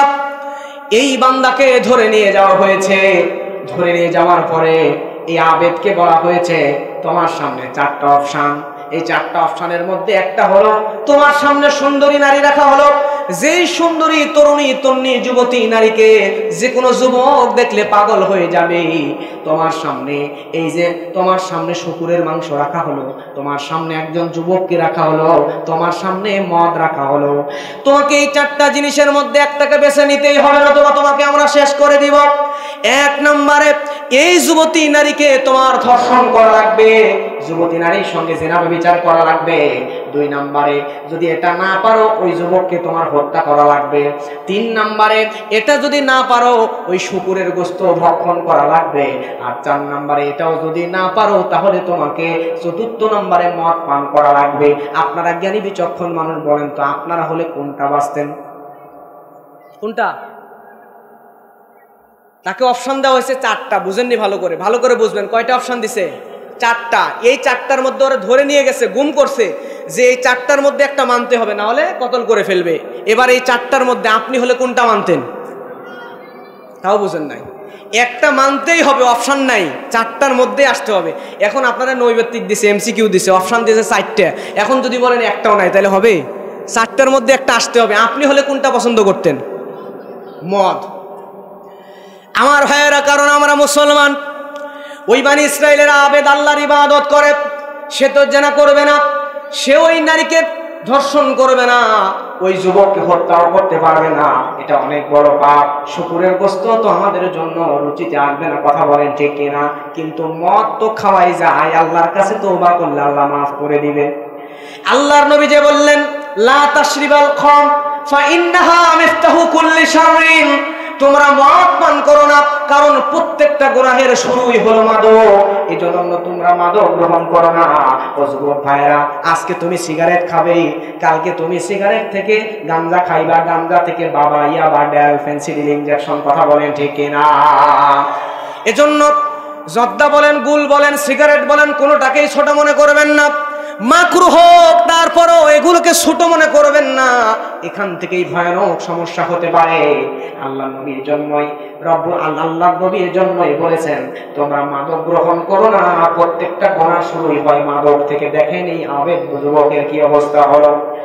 এই যুবককে এবার অপশন দেওয়া হলো। যুবক বলল, তাহলে আমি যেহেতু মুসলমান, যুবক বলল যেহেতু আমি আবেদ আল্লাহর বান্দা, বড় বড় 3টা গুনাহ আমি করতে পারবো না, কিন্তু এই ছোট্ট গুনাহটা মদ পান করা, এটা করে আল্লাহর কাছে তওবা করলে আল্লাহ তো মাফ করে দিবে, আর অন্যগুলো থেকে তো মাফ পাওয়ার এরকম সুযোগ নাই। এজন্য এই যুবক মদ পান করাটাকেই বেছে নিল।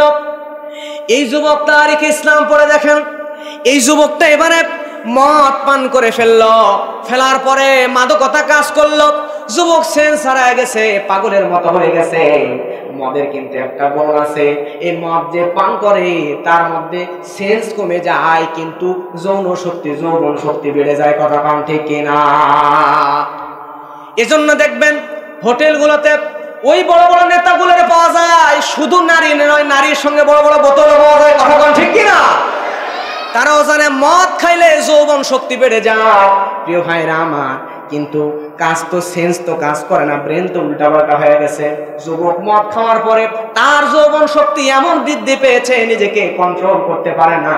ওই সুন্দরী তরুণী যুবতীর দিকে এই যুবক দৌড়ায় এগিয়ে যাচ্ছে, যুবতীকে ধরতে যায়।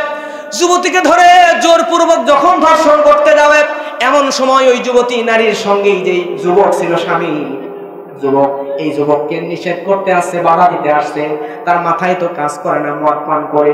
সঙ্গে সঙ্গে ওই যুবতী নারীকে পাওয়ার জন্য বানি ইসরাইলের আবেদ আল্লাহর এই বান্দা তার স্বামীকে হত্যা করে ফেলছে। স্বামীকে হত্যা করার পরে এই যুবকটা এবার যুবতী নারীরে ধর্ষণ করে ফেলছে। ধর্ষণ করে ফেলার পরে এই যুবকের প্রচন্ড ক্ষুধা। আমার ভাইয়েরা, যখনই স্বামী স্ত্রী দুইজন যখন মিলিত হয়ে যায়, শরীর দুর্বল হয়ে যায়। যুবক এতটাই দুর্বল হয়ে গেছে, পাগলের মতো হয়ে গেছে, ডানে বামে সামনে পিছনে যা দেখতেছে খাবো খাবো করতে করতে সামনে শুকুরের মাংস দেখছে, ওই শুকুরের মাংস সবগুলো পেট পূর্ণ করে যুবক খেয়ে নিছে। চিৎকার দিয়ে জোরে বলেন নাউযুবিল্লাহ। লা তাশরিবাল খামর ফা ইন্নাহা মিফতাহু কুল্লি শাররিন, জোরে বলেন আল্লাহু আকবার। এজন্যই নবী বললেন, কুল্লু মুখাম্মিরিন খামরুন ওয়া কুল্লু মুসকিরিন হারামুন, তোমরা মাদক নেশাজাত দ্রব্য গ্রহণ করো না, কারণ তোমরা মাদক নিও না, প্রত্যেকটা নেশাজাত দ্রব্যই হলো মাদক এবং তার সবগুলো হারাম। আবু দাউদের হাদিসের পরের অংশে আরো মারাত্মক কথা নবী বললেন। আমার ভাইয়েরা, আরো মারাত্মক কথা বললেন। নবী বলছেন, ওয়ামান শারিবা মুসকিরান ওমান শারিবা মুসকিরান বুখিসাত সালাতুহু 40 সাবাহান। আল্লাহ নবী বললেন, যদি কোনো বান্দা মাদক গ্রহণ করে, মদ পান করে, তাহলে তার 40 দিনের নামাজ নষ্ট হয়ে যায়। আল্লাহু আকবার। তাহলে এজন্য কোনো মাদককেই ছোট মনে করবেন না। আমি হুজুর যদি এখন জর্দাকে, আমি হুজুর যদি এখন গোলকে মাকরু বানায় দেই, তাহলে এই বিড়িটাকেও মাকরু বানায় দিবে, কথা বলেন ঠিক কিনা? আল্লাহ আমাদেরকে বোঝার তৌফিক দান করুন। আমি কিন্তু ফতোয়া দিচ্ছি না, আলেম থাকলে আবার রাগ করবেন না, আমি শুধু বুঝালাম, আপনাকে একটু বোঝানোর চেষ্টা করলাম, কথা বলেন ঠিক কিনা? এজন্য প্রিয় ভাইয়েরা আমার, এই মদ থেকে আমাদেরকে বেঁচে থাকা লাগবে। এই সমাজের মধ্যে যদি আল্লাহর কোরআনের আইন যদি বাস্তবায়ন থাকতো তাহলে এই সমাজটা কত সুন্দর হতো। আমাদের সমাজে একজন মদ পান করে বুক ফুলিয়ে জমিন দিয়ে হেঁটে যায়, তারে কোনো মানুষ কোনো কিছু বলতেও পারে না, এমন জোরে বলেন আছে না নাই? মদ পান করে মানুষকে গালাগালি করে, তারে কিছু বলতে পারে না, পুলিশও ধরে না। অথচ একজন সাধারণ মানুষ যে ইমামতি করে, নামাজ পড়ায়, শুধুমাত্র কোরআনের সত্য কথা বলার কারণে মসজিদের ইমাম সাহেবকে, কোরআনের কর্মীদেরকে ধরে জেলের মধ্যে ভরা হয়। অথচ মদ হারাম, মদ নিষিদ্ধ, মদ পান করে রাস্তা দিয়ে বুক ফুলায় হাঁটে, তারে জেলে বন্দি করা হয় না। কথা কোন ঠিক কিনা? কিন্তু মদ পান করার পরে যদি 80 বেত্রাঘাত করা হতো, আল্লাহর কোরআনের আইন যদি বাস্তবায়ন করা হতো, বিশ্বাস করেন এই যুবকরা মদ তো দূরে থাক, সিগারেট খাওয়ার সাহস স্বপ্নও পাইতো না। কথা কোন ঠিক কিনা? অনেক যুবক আছে, ধরেন ও বাপের পকেট থেকে সিগারেট চুরি করে খায়, আছে না? আছে না? নাই আছে, মানে এখানেও আছে।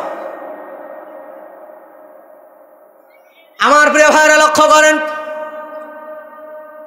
আমিরুল মুমিনিন খলিফাতুল মুসলিমিন, ও যুবক তোমরা ভালো করে মন দিয়ে শোনো, 10-15 মিনিট আর বেশি সময় নেব না। আমিরুল মুমিনিন খলিফাতুল মুসলিমিন হযরত ওমর, অর্ধ জাহানের প্রেসিডেন্ট হযরত ওমর, খলিফা হযরত ওমর, তার জামানার মধ্যে ওমরের ছেলে আবু শামা। তৎকালীন সময়ে জনপ্রিয় একটা খাবার ছিল, এই খাবারের নাম হলো নাবিজ। এই খাবারটা তৈরি হয় দুধের মধ্যে খেজুর দিয়ে রাখলে, রাতের বেলা ভিজায় রাখলে, খেজুর খোরমা ভিজায় রাখলে সকালবেলা খাইলে শক্তি পাওয়া যায়, শারীরিক শক্তি বৃদ্ধি হয়। কিন্তু এটা একটু বেশি সময় থাকলে এটা ভিতরে মাদকতা চলে আসে, মদ কাজ করে, নেশা কাজ করে। আবু শাহামা এই নাবিজ পান করতে গিয়া বুঝতে পারলো আমার মধ্যে মাদকতা কাজ করছে। এই জমিনের মধ্যে তো কোরআনের আইন বাস্তবায়ন আছে, আমার বাবা অর্ধ জাহানের খলিফা হযরত ওমর, আমি যদি আজকে আমি মদ পান করে ফেললাম, আমার বাবা এই রাষ্ট্রের খলিফা, আজকে আমার শাস্তি যদি কার্যকর করা না হয় তাহলে তো মানুষরা আমাদের দিকে তাকায় বলবে খলিফা ওমরের ছেলে, তাই তারে মাফ করে দিয়েছে। কথা কোন ঠিক কিনা? নিজে গিয়ে বাবারে বলে, আব্বা আমি তো এরকম করে নাবিজ পান করতে গিয়া আমার ভিতরে মাদকতা কাজ করেছি, আমরা তো গোপনে মদ পান করলেও বাড়িতে গিয়ে বলবো না। কথা কোন ঠিক কিনা? কিন্তু এই যুবক নিজে বলছে ইচ্ছাকৃত নয়, তারপরেও মাদকতা কাজ করছে।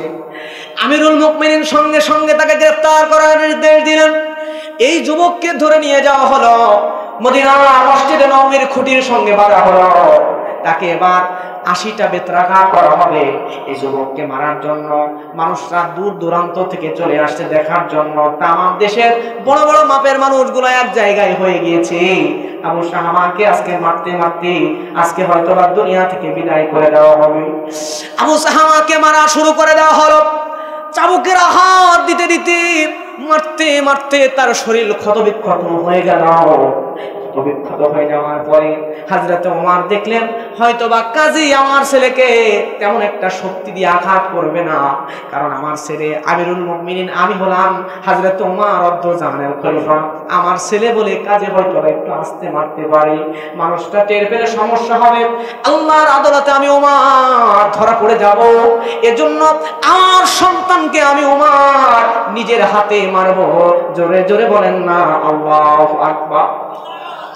আমিরুল মুমিনিন এবার নির্দয় ভাবে চাবুকটা কেড়ে নিলেন। নিজের ছেলেকে মদ পান করার অপরাধে নিজের ছেলের শরীরের ভিতরে আমিরুল মুমিনিন চাবুকটা নিয়া নির্দয় মানবতা নিজের ভিতর থেকে সরাইয়া দিলেন। নির্দয় ভাবে আঘাত করা শুরু করলেন। আঘাত করতেছেন, মারতে মারতে নিজের ছেলে জমিনের মধ্যে শুয়ে পড়ছে। মনে হয় জ্ঞান হারিয়ে ফেলছে, মারা যাবে এরকম একটা অবস্থা। কিন্তু হযরতে ওমরের মনের মধ্যে কিঞ্চিত পরিমাণ দয়া নাই, মায়া নাই। হযরতে ওমর মারতে মারতে ছেলে জমিনে পড়ে মারা গেছে। মৃত সন্তানের উপরেও হযরতে ওমর আল্লাহর কোরআনের আইন বাস্তবায়ন করতে গিয়া চাবুকের আঘাত দিতেছে। ওমর ভাইরা লক্ষ্য করেন, হযরতে ওমরের ছেলেকে দাফন করা হলো। হযরত ওমর ঘরের ভিতরে বিছানার মধ্যে বালিশের মধ্যে মাথা লাগাইয়া দেওয়ালের দিকে মুখ করে হযরত ওমর শোয়া। হযরত ওমরের স্ত্রী এসে স্বামীকে বলতেছে, প্রাণের স্বামী রে, আপনি অর্ধ জাহানের খলিফা ওমর, আপনি ওমর, আপনি রাগী এটা আমি জানতাম, কিন্তু আপনার মধ্যে যে দয়া নাই, আপনার মধ্যে যে মায়া নাই, এটা তো আমি জানতাম না। আপনার মধ্যে দয়া মায়া নাই এটা আমি জানতাম না। নিজের ছেলেকে নিজে মারতে মারতে কেমনে আপনি দুনিয়া থেকে বিদায় করে দিলেন, এটা তো আমি আপনার স্ত্রী সহ্য করতে পারলাম না। আপনি কেমন নির্দয় নিষ্ঠুর পাষাণ মানুষ, নিজের ছেলেরে এভাবে মারলেন, আপনি দুনিয়া থেকে বিদায় করে দিলেন। হযরত ওমরের স্ত্রী তাকায় দেখে আমিরুল মুমিনিন হযরত ওমর ওইদিকে মাথা দিয়া দেওয়ালের দিকে মুখ করে আছে ঠিকই, কিন্তু যেই উমরকে দেখলে শয়তান থরথর করে কাঁপে, বাঘে ছাগলে এক ঘাটে পানি খায়, সেই ওমর, ওই কঠিন হৃদয়ের উমরের চোখ দিয়া টপ টপ করে পানি পড়তে পড়তে হযরত ওমরের বালিশ ভিজে গেছে। হযরত ওমর স্ত্রীকে বলে, প্রাণের বিবি রে, তুমি হয়তো মনে করেছো আমার ছেলেকে আমি আঘাত করেছি, আমার ছেলেকে আমি মারছি, আমার মনে হয় কিছু হয় নাই, কিন্তু আমার ছেলেকে আমি যখন আঘাত করছিলাম আমার ছেলের শরীরের মধ্যে আঘাত লাগছিল, কিন্তু ওই প্রত্যেকটা আঘাত আমার কলিজার মধ্যে লাগতেছিল। প্রাণের বিবি রে, আমি যেন আমার ছেলের আঘাত করতেছিলাম না, প্রত্যেকটা আঘাত আমি উমার আমার কলিজার মধ্যে করতেছিলাম, কিন্তু আমার ছেলেকে আমি মারলাম, আমি নিরুপায়, আমি অর্ধ জাহানের খলিফা উমর। আমি যদি আজকে আমার ছেলেকে মাফ করে দিতাম তাহলে আল্লাহর দরবারে আমার ছেলে ধরা খেয়ে যেত, আমার ছেলেকে জাহান্নামে যাওয়া লাগতো, কিন্তু আজকে দুনিয়ায় মারের আঘাত সহ্য করতে করতে আমার ছেলে আবু শাহামা দুনিয়া থেকে বিদায় করলে বলে হবে কি, আমার ছেলেকে আমি জানি আমার আল্লাহ জান্নাতের ভিতরে ঢুকায় দিবেন। সুবহানাল্লাহ। ও ভাইরা আমার, লক্ষ্য করেন, এজন্য আল্লাহ রাব্বুল আলামিন আমাদেরকে কোরআন দিলেন, এই কোরআনের আইন সমাজে বাস্তবায়ন হোক, এটা আপনারা চান কি চান না? আল্লাহ রাব্বুল আলামিন বলেন, এই সমাজের মধ্যে কোরআনের আইন বাস্তবায়ন হলে, কাদেরকে আল্লাহ ক্ষমতা দিলে এই সমাজের মধ্যে কোরআনের আইন বাস্তবায়ন হবে, আল্লাহ কোরআনের মধ্যে বলে দিয়েছেন সূরা হাজরের 41 নম্বর আয়াতে। আল্লাহ রাব্বুল আলামিন বলেন, আল্লাযীনা ইম্মাক্কান্নাহুম ফিল আরদি আকামুস সালাহ ওয়া আতাউয যাকাতা ওয়া আমারু বিল মা'রুফি ওয়া নাহাউ আনিল মুনকার ওয়া লিল্লাহি আকিবাতুল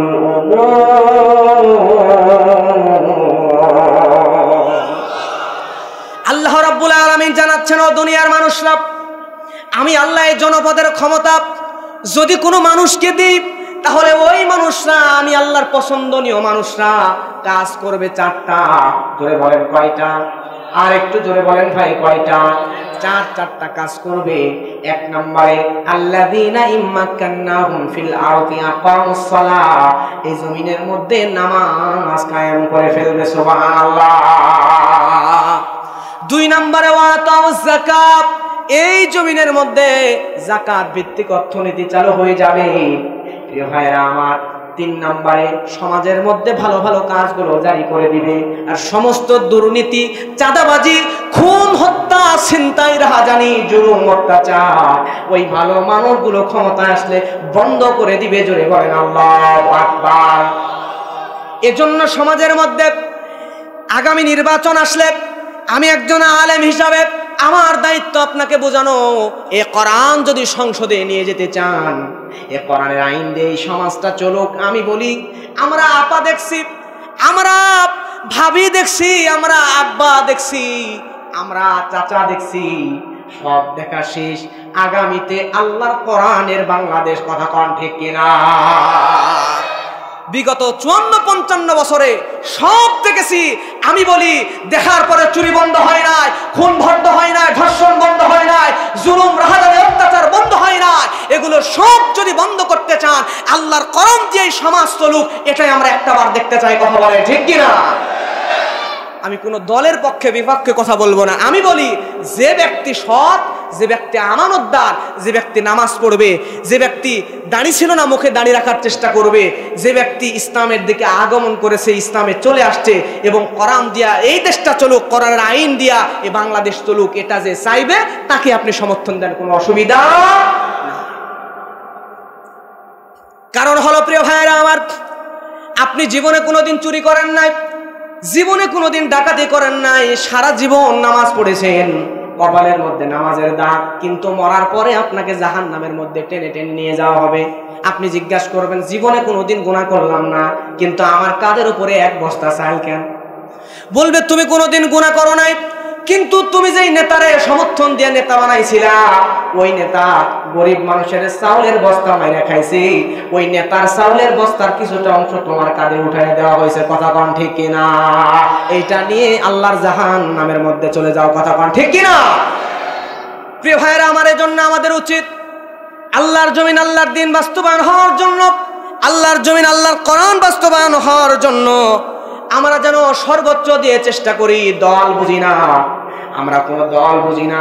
আল্লাহর কোরআনকে যারা ভালোবাসে, বিএনপি যদি বলে, জাতীয় পার্টি, জামাত ইসলাম, এরপরে আপনার চরমনাই, আমি ওরকম দলের নাম পর্যন্ত ভালোভাবে জানি না, যেই দলে হোক না কেন তারা যদি ঘোষণা দেয় আমরা আল্লাহর কোরআন দিয়া এই দেশটা চলুক দেখতে চাই, তাহলে সবাই মিলে আগামীর বাংলাদেশ এমন একটা বাংলাদেশ, যেই বাংলাদেশে চুরি থাকবে না, যেই বাংলাদেশে খুন থাকবে না, যেই বাংলাদেশে ধর্ষণ থাকবে না, বিগত দিনের মতো জুলুম থাকবে না, এমন একটা সব দলকে নিয়ে ইসলামিক সুন্দর রাষ্ট্র আমরা গড়ে তুলতে চাই। কথা বলেন ঠিক কিনা?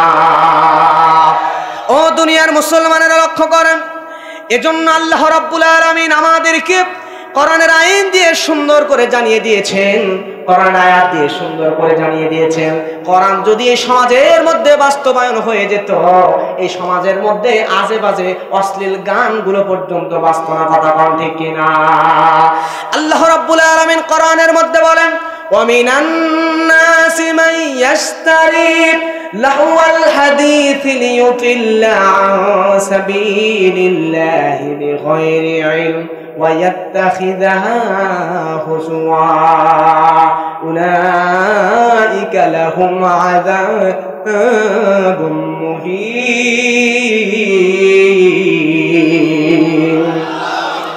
আল্লাহ রাব্বুল আলামিন সূরা লুকমানের 6 নম্বর আয়াত দিয়া গানকে হারাম করে দিয়েছেন, সমস্ত রকম যৌবনের গানকে হারাম করে দিয়েছেন।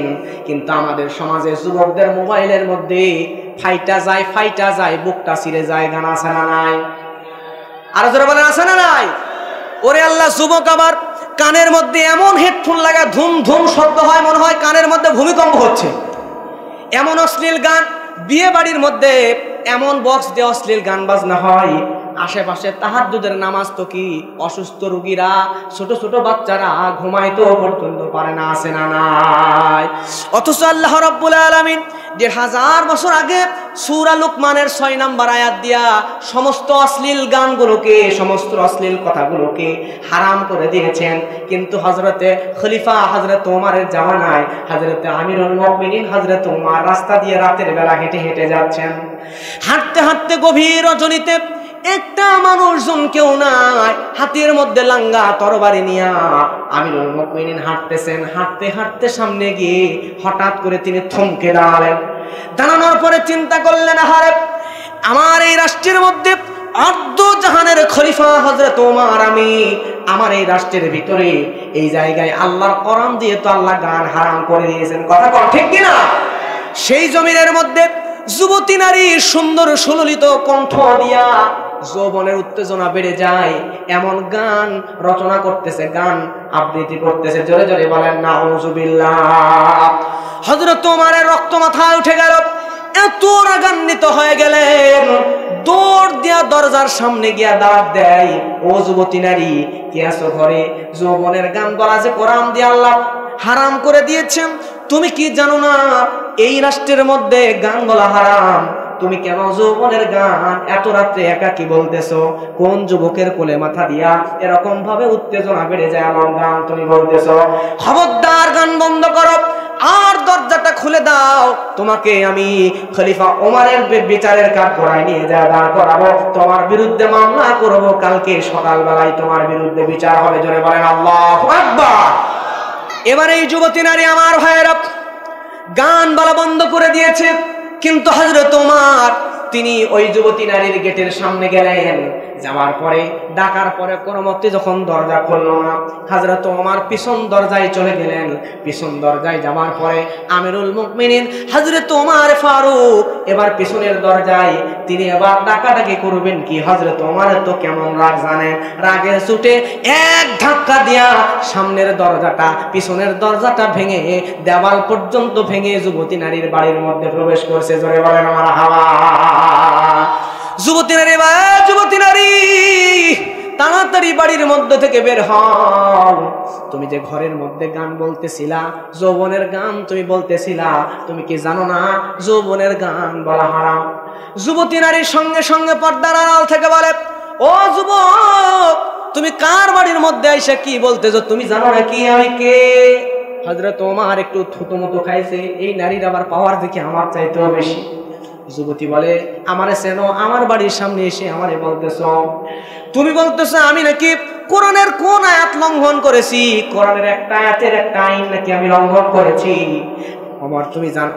ওমর হযরত ওমর যে আসছে, যুবতী নারী কিন্তু হযরত ওমরের পরিচয় জানে না। সুবহানাল্লাহ বলেন। হযরত ওমর বলে যুবতী নারী, আর যুবতী নারী বলে, ও যুবক, কোন আয়াত আমি লঙ্ঘন করলাম তুমি বলো। এইবার সঙ্গে সঙ্গে ওই যুবক হযরত ওমর বলছেন, যুবতী নারী এই আয়াত তো তুমি লঙ্ঘন করেছো। যুবতী নারী সঙ্গে সঙ্গে বলে, রে যুবক, তুমি শুনে নাও, শুনে নাও, কোরআনের একটা আয়াত লঙ্ঘন করার জন্য যদি আমার হযরত ওমরের কাঠগড়ায় দাঁড়ানো লাগে, আমাকে যদি শাস্তির মুখোমুখি হতে হয়, তাহলে আমি তো দেখতে পাচ্ছি তুমি যুবক এই রাতের বেলায় পেছনের দরজা দেওয়াল ভেঙে আমার বাড়ির মধ্যে আসছো। আল্লাহর কোরআনের দুইটা আয়াতের 3টা বিধান তুমি লঙ্ঘন করেছো, তাহলে তোমার কি শাস্তি? ওই খলিফা ওমরের দরবারে কি শাস্তি তোমার হওয়া লাগবে সেটা আগে তুমি বড় করে বলেন মারহাবা। হযরত ওমর বলে, ও যুবতী, তুমি কে? তোমার পরিচয় একটু দাও। যুবতী নারী বলে, আমি সাধারণ কোন যুবতী নয়, আমি হলাম আল্লাহর কোরআনের 30 পারা কোরআনের হাফেজা। চিৎকার দিয়ে বলেন সুবহানাল্লাহ। ওই মহিলা কোরআনের কয়টা আয়াত লঙ্ঘন করছে? সবাই জবান খুলে বলেন, কয়টা? কষ্ট হয় আপনাদের? আর 5 মিনিট। একটা আয়াত লঙ্ঘন করছে। ওই মহিলা বলছে, যুবক তুই কয়টা লঙ্ঘন করছো? ওমরকে বলছে কয়টা? 2টা আয়াতের 3টা বিধান লঙ্ঘন করছে। জোরে বলেন আল্লাহু আকবার। কি কি বিধান লঙ্ঘন করেছে আপনারা জানতে চান? কারা কারা জানবেন? আরেকবার হাত তুলবেন, তুলেন, একবার অলসতা কাটায়া দেন, এক্ষুনি এই পয়েন্ট শেষ করে ওয়াজ শেষ করে দেব ইনশাআল্লাহ। লিল্লাহি তাকবীর। চোখের পলকে তুমি হতে পারো লাশ, চিরতরে বন্ধ হবে তোমার নিঃশ্বাস, হবে এলাম তোমার নাম মসজিদের মাইকে, হবে এলাম তোমার নাম মসজিদের মাইকে। বাড়িওয়ালা নাই রে, বাড়ি নাই রে দুনিয়াতে, বাড়িওয়ালা নাই রে, বাড়ি নাই রে দুনিয়াতে।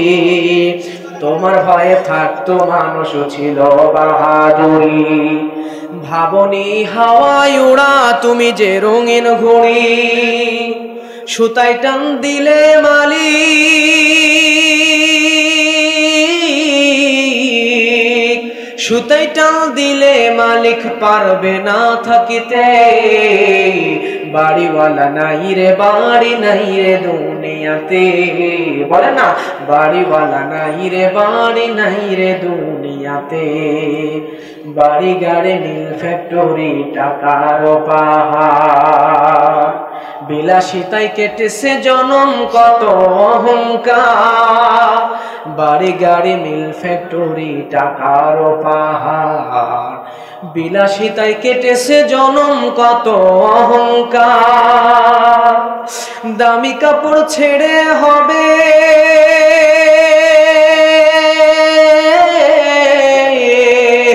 দামি কাপড় ছেড়ে হবে সাদা কাফন পরিতে। বাড়িওয়ালা নাহি রে বাড়ি নাই রে দুনিয়াতে। যুবকরা বলেন না, বাড়িওয়ালা নাহি রে বাড়ি নাই রে দুনিয়াতে।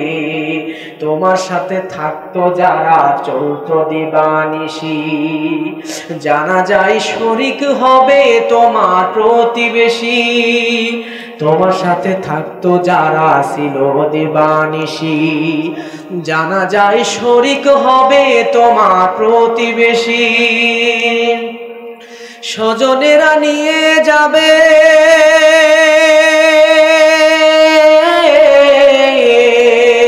স্বজনেরা নিয়ে যাবে তোমাকে পালকিতে। বাড়িওয়ালা নাই রে বাড়ি নাই রে দুনিয়াতে। বাড়িওয়ালা নাই রে বাড়ি নাই রে দুনিয়াতে। আমার ভাইরা লক্ষ্য করেন, আর 2-3 মিনিটের মধ্যে শেষ করে দিব। আমিরুল মুমিনিন হযরত ওমরকে ওই যুবতী নারী বলতেছে, ওহে যুবক, তোমাকে আমি চিনি না, তুমি কে? তুমি আমার বাড়ির মধ্যে ঢুকে আমাকে বলছো আমি নাকি কোরআনের আয়াত লঙ্ঘন করেছি। আমি যদি কোরআনের একটা আয়াত লঙ্ঘন করে আমাকে যদি খলিফা ওমরের কাঠগড়ায় দাঁড়ানো লাগে, তাহলে আমি তো কোরআনের হাফেজা। আমি দেখতে পাচ্ছি আমার বাড়ির পিছনের দরজা ভেঙে রাতের বেলা আমার বাড়ির মধ্যে ঢুকেছে। যুবক, তোমার কি পরিচয় আমি জানি না, তুমি তো কোরআনের 2টা আয়াতের 3টা বিধান লঙ্ঘন করেছো। জোরে বলেন মারহাবা। হযরত ওমর রেগে গেছে, কি? যেদিন আমি ইসলাম কবুল করেছি সেদিন থেকে আমি ওমর, আমার সামনে যারা আল্লাহর নবীর বিরুদ্ধে বলেছে, কোরআনের বিরুদ্ধে বলেছে, আমি ওমর ইসলামের তরবারি দিয়া ঠক থেকে কল্লা আলাদা করে দিয়েছি। আল্লাহু আকবার।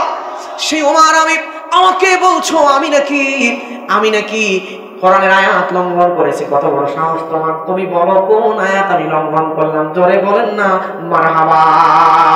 সঙ্গে সঙ্গে ওই যুবতী নারী কোরআন আয়াত বলা শুরু করছে। যুবতী নারী বলে, ওয়ালাইসাল বিররু বিআতাতুল বুয়ুতা মিন যুহুরিহা ওয়ালাকিন্নাল বিররা মানিত্তাকা ওয়া আতুল বুয়ুতা মিন আবওয়াবিহা। জোরে বলেন আল্লাহু আকবার। ওয়াত্তাকুল্লাহা লাআল্লাকুম তুফলিহুন। আল্লাহ রাব্বুল আলামিন সূরা বাকারার মধ্যে বলছেন, ও দুনিয়ার মানুষেরা, তোমরা কারো বাড়ির পিছনের দরজা দিয়ে প্রবেশ করবা, এটার মধ্যে কোনো কল্যাণ নাই। তোমরা সব সময় সদর দরজা দিয়ে প্রবেশ করো। জোরে বলেন মারহাবা। এবার বলেন তো, হযরত ওমর ওই যুবতী নারীর বাড়িতে সামনে দিয়া ঢুকছে নাকি পিছনের দরজা ভেঙে ঢুকছে? এবার হযরত ওমর সঙ্গে সঙ্গে থ মেরে গেছে। কিরে, এই নারী কি বলে ফেললো? এতক্ষণ বলছে যুবতী, এইবার স্পিরিট একটু কমায় বলে, মা, ও মা, তুমি আমারে বলো, একটা আয়াত তো আমি লঙ্ঘন করছি, আর বাকি আয়াতের কোন 2টা বিধান আমি লঙ্ঘন করলাম, তুমি একটু বলো। সঙ্গে সঙ্গে যুবতী নারী সূরা নূরের 27 নম্বর আয়াত তেলাওয়াত করে জানায়া দিচ্ছে। আল্লাহ বলেন, ইয়া আইয়ুহাল্লাযীনা আমানু লা তাদখুলু বুয়ুতান গায়রা বুয়ুতিকুম হাত্তা তাস্তানিসু ওয়া তুসাল্লিমু আলা আহলিহা। জোরে বলেন আল্লাহু আকবার। যালিকুম খায়রুল লাকুম লাআল্লাকুম তাযাক্কারুন। আল্লাহ রাব্বুল আলামিন আয়াতের মধ্যে বলছেন, হে মুমিনগণ, তোমরা নিজের ঘর ছাড়া অন্য কারো ঘরে যখন প্রবেশ করবা, তখন অনুমতি ব্যতীত এবং সালাম দেওয়া ব্যতীত প্রবেশ করবা না। এখন বলেন তো, হযরত ওমর ওই যুবতী নারীর ঘরের মধ্যে যখন প্রবেশ করছে, তখন অনুমতি নিছে, সালাম দিছে নাকি? রাগের ছুটে তো পিছনের দরজা ভাঙছে, এখন যদি ভাঙ্গে ঢুকে অনুমতি নেবে? সালাম তো আরো দূরে। কথা বল, ঠিক কিনা? ঠিক কিনা? হযরত ওমর এবার বিপদে পড়ছে। আমি আসলাম কোরআনের একটা আয়াত লঙ্ঘন করা নিয়া, ওই যুবতী নারী আমারে দুইটা আয়াতের তিনটা বিধান লঙ্ঘন করা নিয়ে ধরছে। হযরত ওমর জোরহাত করে বলে, যুবতী মা, ও মা, তুমি আমারে বলো তোমার পরিচয় কি, আর তুমি কেন গান বলতেছিলা এটা একটু আমারে বলো। সঙ্গে সঙ্গে যুবতী বলতেছে, ও জৈনক যুবক, তোমার তো আমি চিনি না, কিন্তু আমার পরিচয় দিলে তুমি হয়তো আমারে চিনবা। আমি হলাম কোরআনের হাফেজা আর আল্লাহর নবীর সাহাবী আব্দুল্লাহ ইবনে সাদের স্ত্রী। আমার স্বামীর সঙ্গে আমার যেদিন বিবাহ হয়েছিল, বিবাহ হওয়ার পরে আমার স্বামীর সঙ্গে আমার যেদিন বাসর রাত, ওই দিন আমার স্বামীকে হযরত ওমর খলিফাতুল মুসলিমিন আমিরুল মুমিনিন হযরত ওমর ইয়ারমুকের যুদ্ধের জন্য আমার স্বামীকে ডাক দিয়ে নিয়ে গেছে। আমার স্বামী সেনাবাহিনীতে যুদ্ধের প্রস্তুতি নিয়ে চলে যাচ্ছিল।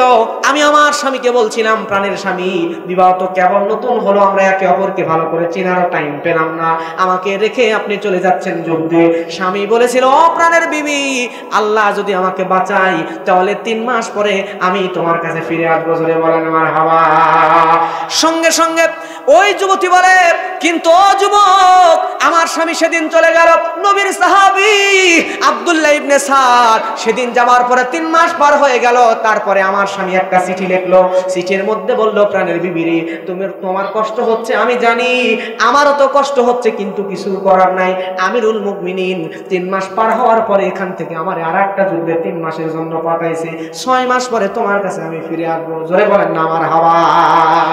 6 মাস পার হয়ে যাওয়ার পরে আমার স্বামী আবার চিঠি দিছে, চিঠি দিয়ে বলতেছে, প্রাণের বিবি, 9 মাস পার হয়ে গেছে, 9 মাস পার হয়ে গেল, কিন্তু আমার স্বামী এখন আমার সঙ্গে কোনো যোগাযোগ নাই, চিঠিও দেয় নাই। এখন বলেন, আমি একজন যুবতী নারী কতক্ষণ স্বামী ছাড়া একা থাকতে পারি? নতুন বিবাহের পরে স্বামী আমার এইভাবে ছেড়ে চলে গেল। এই প্রেম বিরহ বেদনা স্বামীকে স্মরণ করে করে আমি একটা কবিতা বলতেছিলাম, আমি তো যৌবনের কোনো গান বলি নাই। জোরে বলেন মারহাবা। হযরত ওমর দৌড় দিয়ে বাড়ির মধ্যে চলে গেল। ওমরের কন্যা হযরত হাফসাকে বলল, মা, তুমি একটু বলো তো, একজন বিবাহিতা নারী সর্বোচ্চ স্বামী ছাড়া কয়দিন একা একা থাকতে পারে? হযরত হাফসা বলে, আব্বা, আপনি কি বলতে চাচ্ছেন আমি বুঝতে পারলাম না। হযরত ওমর বলে, বিপদে পড়ছি বলেই তো তোমার কাছে জিজ্ঞাসা করলাম, তুমি একটু বলো। হযরত হাফসা বলে, আব্বা, আমার যত দূর ধারণা, আমি যত দূর বুঝেছি, একজন যুবতী নারী স্বামী ছাড়া সর্বোচ্চ 4 মাস পর্যন্ত নিজেকে কন্ট্রোল করতে পারে। এরপরে শয়তান দ্বারা, ওই শয়তানের কুমন্ত্রণা দ্বারা ফেঁসে যাওয়ার চান্স বেশি থাকে। কথা কোন ঠিক কিনা? কিন্তু আমাদের সমাজে আমরা বিয়ে করে বউ রেখে চলে গেছি বিদেশে, 15 বছর 20 বছর, আছে না নাই? প্রিয় ভাইরা, এজন্য সমাজে কিন্তু পরকীয়া 2টা কারণে সবচাইতে বেশি। বিয়ে করে বউ রেখেই চলে যায়, আর এই যে স্মার্টফোন, এটা হচ্ছে আপনার ইবলিশ শয়তানের খালাতো ভাই আর কি। কতক্ষণ ঠিক কিনা? এই 2টা কারণে এত হরহ পরকীয়া। যুবকদেরকে বলবো, প্রবাসে যাবেন, টাকা ইনকাম করবেন, অসুবিধা নাই, তবে ইনকাম করে নিয়ে আসা একটু কন্ট্রোল করে একবারে বিয়ে করেন, তারপরে দেশে কিছু একটা করেন। আর যদি বিয়ে করে তারপরে বউ রেখে যান, এখন আপনার বউ যদি অনুমতি দেয়, আপনাকে যদি বলে যে যান, আমি আমার ইজ্জত সম্মান হেফাজত করব, আপনাকে কথা দিলাম, যদি দিনদার মেয়ে হয়, আপনাকে যদি কথা দেয়, আপনি 15 বছর 50 বছর থাকেন, অসুবিধা নাই। কিন্তু আপনার স্ত্রী চাচ্ছে না যে আপনি আপনার বউরে রেখে বাইরে চলে যান। এখন টাকার নেশাই ধরছে, যুবতী বউকে রেখেছে, তার অনুমতি ছাড়াই চলে গেছেন। এবার ওই বউ পরকীয়া করবে, যত গুনাহ করবে সব গুনাহ তার একা, আপনার আমলনামাতেও যাবে। কথা কোন ঠিক কিনা? এজন্য বিদেশে গেলে বিয়ে করে বউ রেখে যাবেন না, যদি যান অনুমতি নিয়ে যাবেন। সবচেয়ে ভালো উপায় হচ্ছে ভালো ফ্যামিলিতে বিয়ে করবেন। দিনদার পরহেজগার মেয়েকে যদি বিয়ে করেন, আল্লাহওয়ালা মেয়েকে বিয়ে করেন, তাহলে সে তার জীবনের বিনিময় হলো তার ইজ্জত আবরুকে রক্ষা করবে আপনার জন্য। কথা বলেন ঠিক কিনা? আল্লাহ আমাদেরকে বোঝার তৌফিক দিক। হযরত ওমর চলে গেলেন সেনাবাহিনীর ক্যাম্পে। যাওয়ার পরে সাথে সাথে আব্দুল্লাহ ইবনে সাদকে ডাক দিলেন। আব্দুল্লাহ ইবনে সাদ সঙ্গে সঙ্গে বললেন, লাব্বাইক। হযরত ওমর বললেন, এই মুহূর্তে তোমার আর চাকরি করার দরকার নাই, এই মুহূর্তে তুমি এখান থেকে বাড়িতে চলে যাও, তোমার জন্য ছুটি দিয়ে দিলাম, তোমার স্ত্রীর কাছে চলে যাও। বলেন সুবহানাল্লাহ। হযরত ওমরের জামানায় ওই দিন সেনাবাহিনীর ছুটি সর্বপ্রথম দুনিয়াতে দেওয়া হয়েছিল ডিফেন্সের চাকরিজীবীদের ছুটি। যারা পুরুষ মানুষ চাকরি করে তাদের জন্য 1 মাসে 3 দিন আর 6 মাসে 15 দিন ছুটির ব্যবস্থা করেছিল। এখনো বর্তমান পৃথিবীতে যারা ডিফেন্সে চাকরি করে, হযরত ওমরের সময় থেকে ওই ছুটির রেওয়াজ চলেই আসছে। যারা বলেন সুবহানাল্লাহ। প্রিয় ভাইরা, আজকে পর্যন্তই, আর একটা কথা বলা উচিত নয়, অনেক রাত হয়ে গেছে। আল্লাহুম্মা আমিন। ربنا ظلمنا أنفسنا وإن لم تغفر لنا وترحمنا لنكونن من الخاسرين رب ارحمهما كما ربياني صغيرا ورب ارحمهما كما ربياني صغيرا ও রব্বুল আলামিন চেয়ে দেখো আজাইপুর আরামবাগ কল্লাডাঙ্গা হাফেজিয়া ও কেরাতিয়া মাদ্রাসার উন্নতি কল্পে 2 দিন ব্যাপী বিরাট তাফসীরুল কোরআন মাহফিলের সমাপনী রজনীতে আমি গুনাহগার তোমার কোরআন মাজিদ থেকে এবং তোমার হাবিবের হাদিস থেকে কিছু কথা বলেছি। আল্লাহ রব্বুল আলামিন আমার কথাগুলোর মধ্যে যদি কোনো ভুল ত্রুটি হয়ে থাকে ওই ভুল ত্রুটিগুলো আমাদের স্মৃতি থেকে তুমি মুছে দাও, আর যে সঠিক কথাগুলো বলেছি ওই সঠিক কথাগুলো আমাদের সবাইকে তুমি আমল করার তৌফিক দান করে দাও।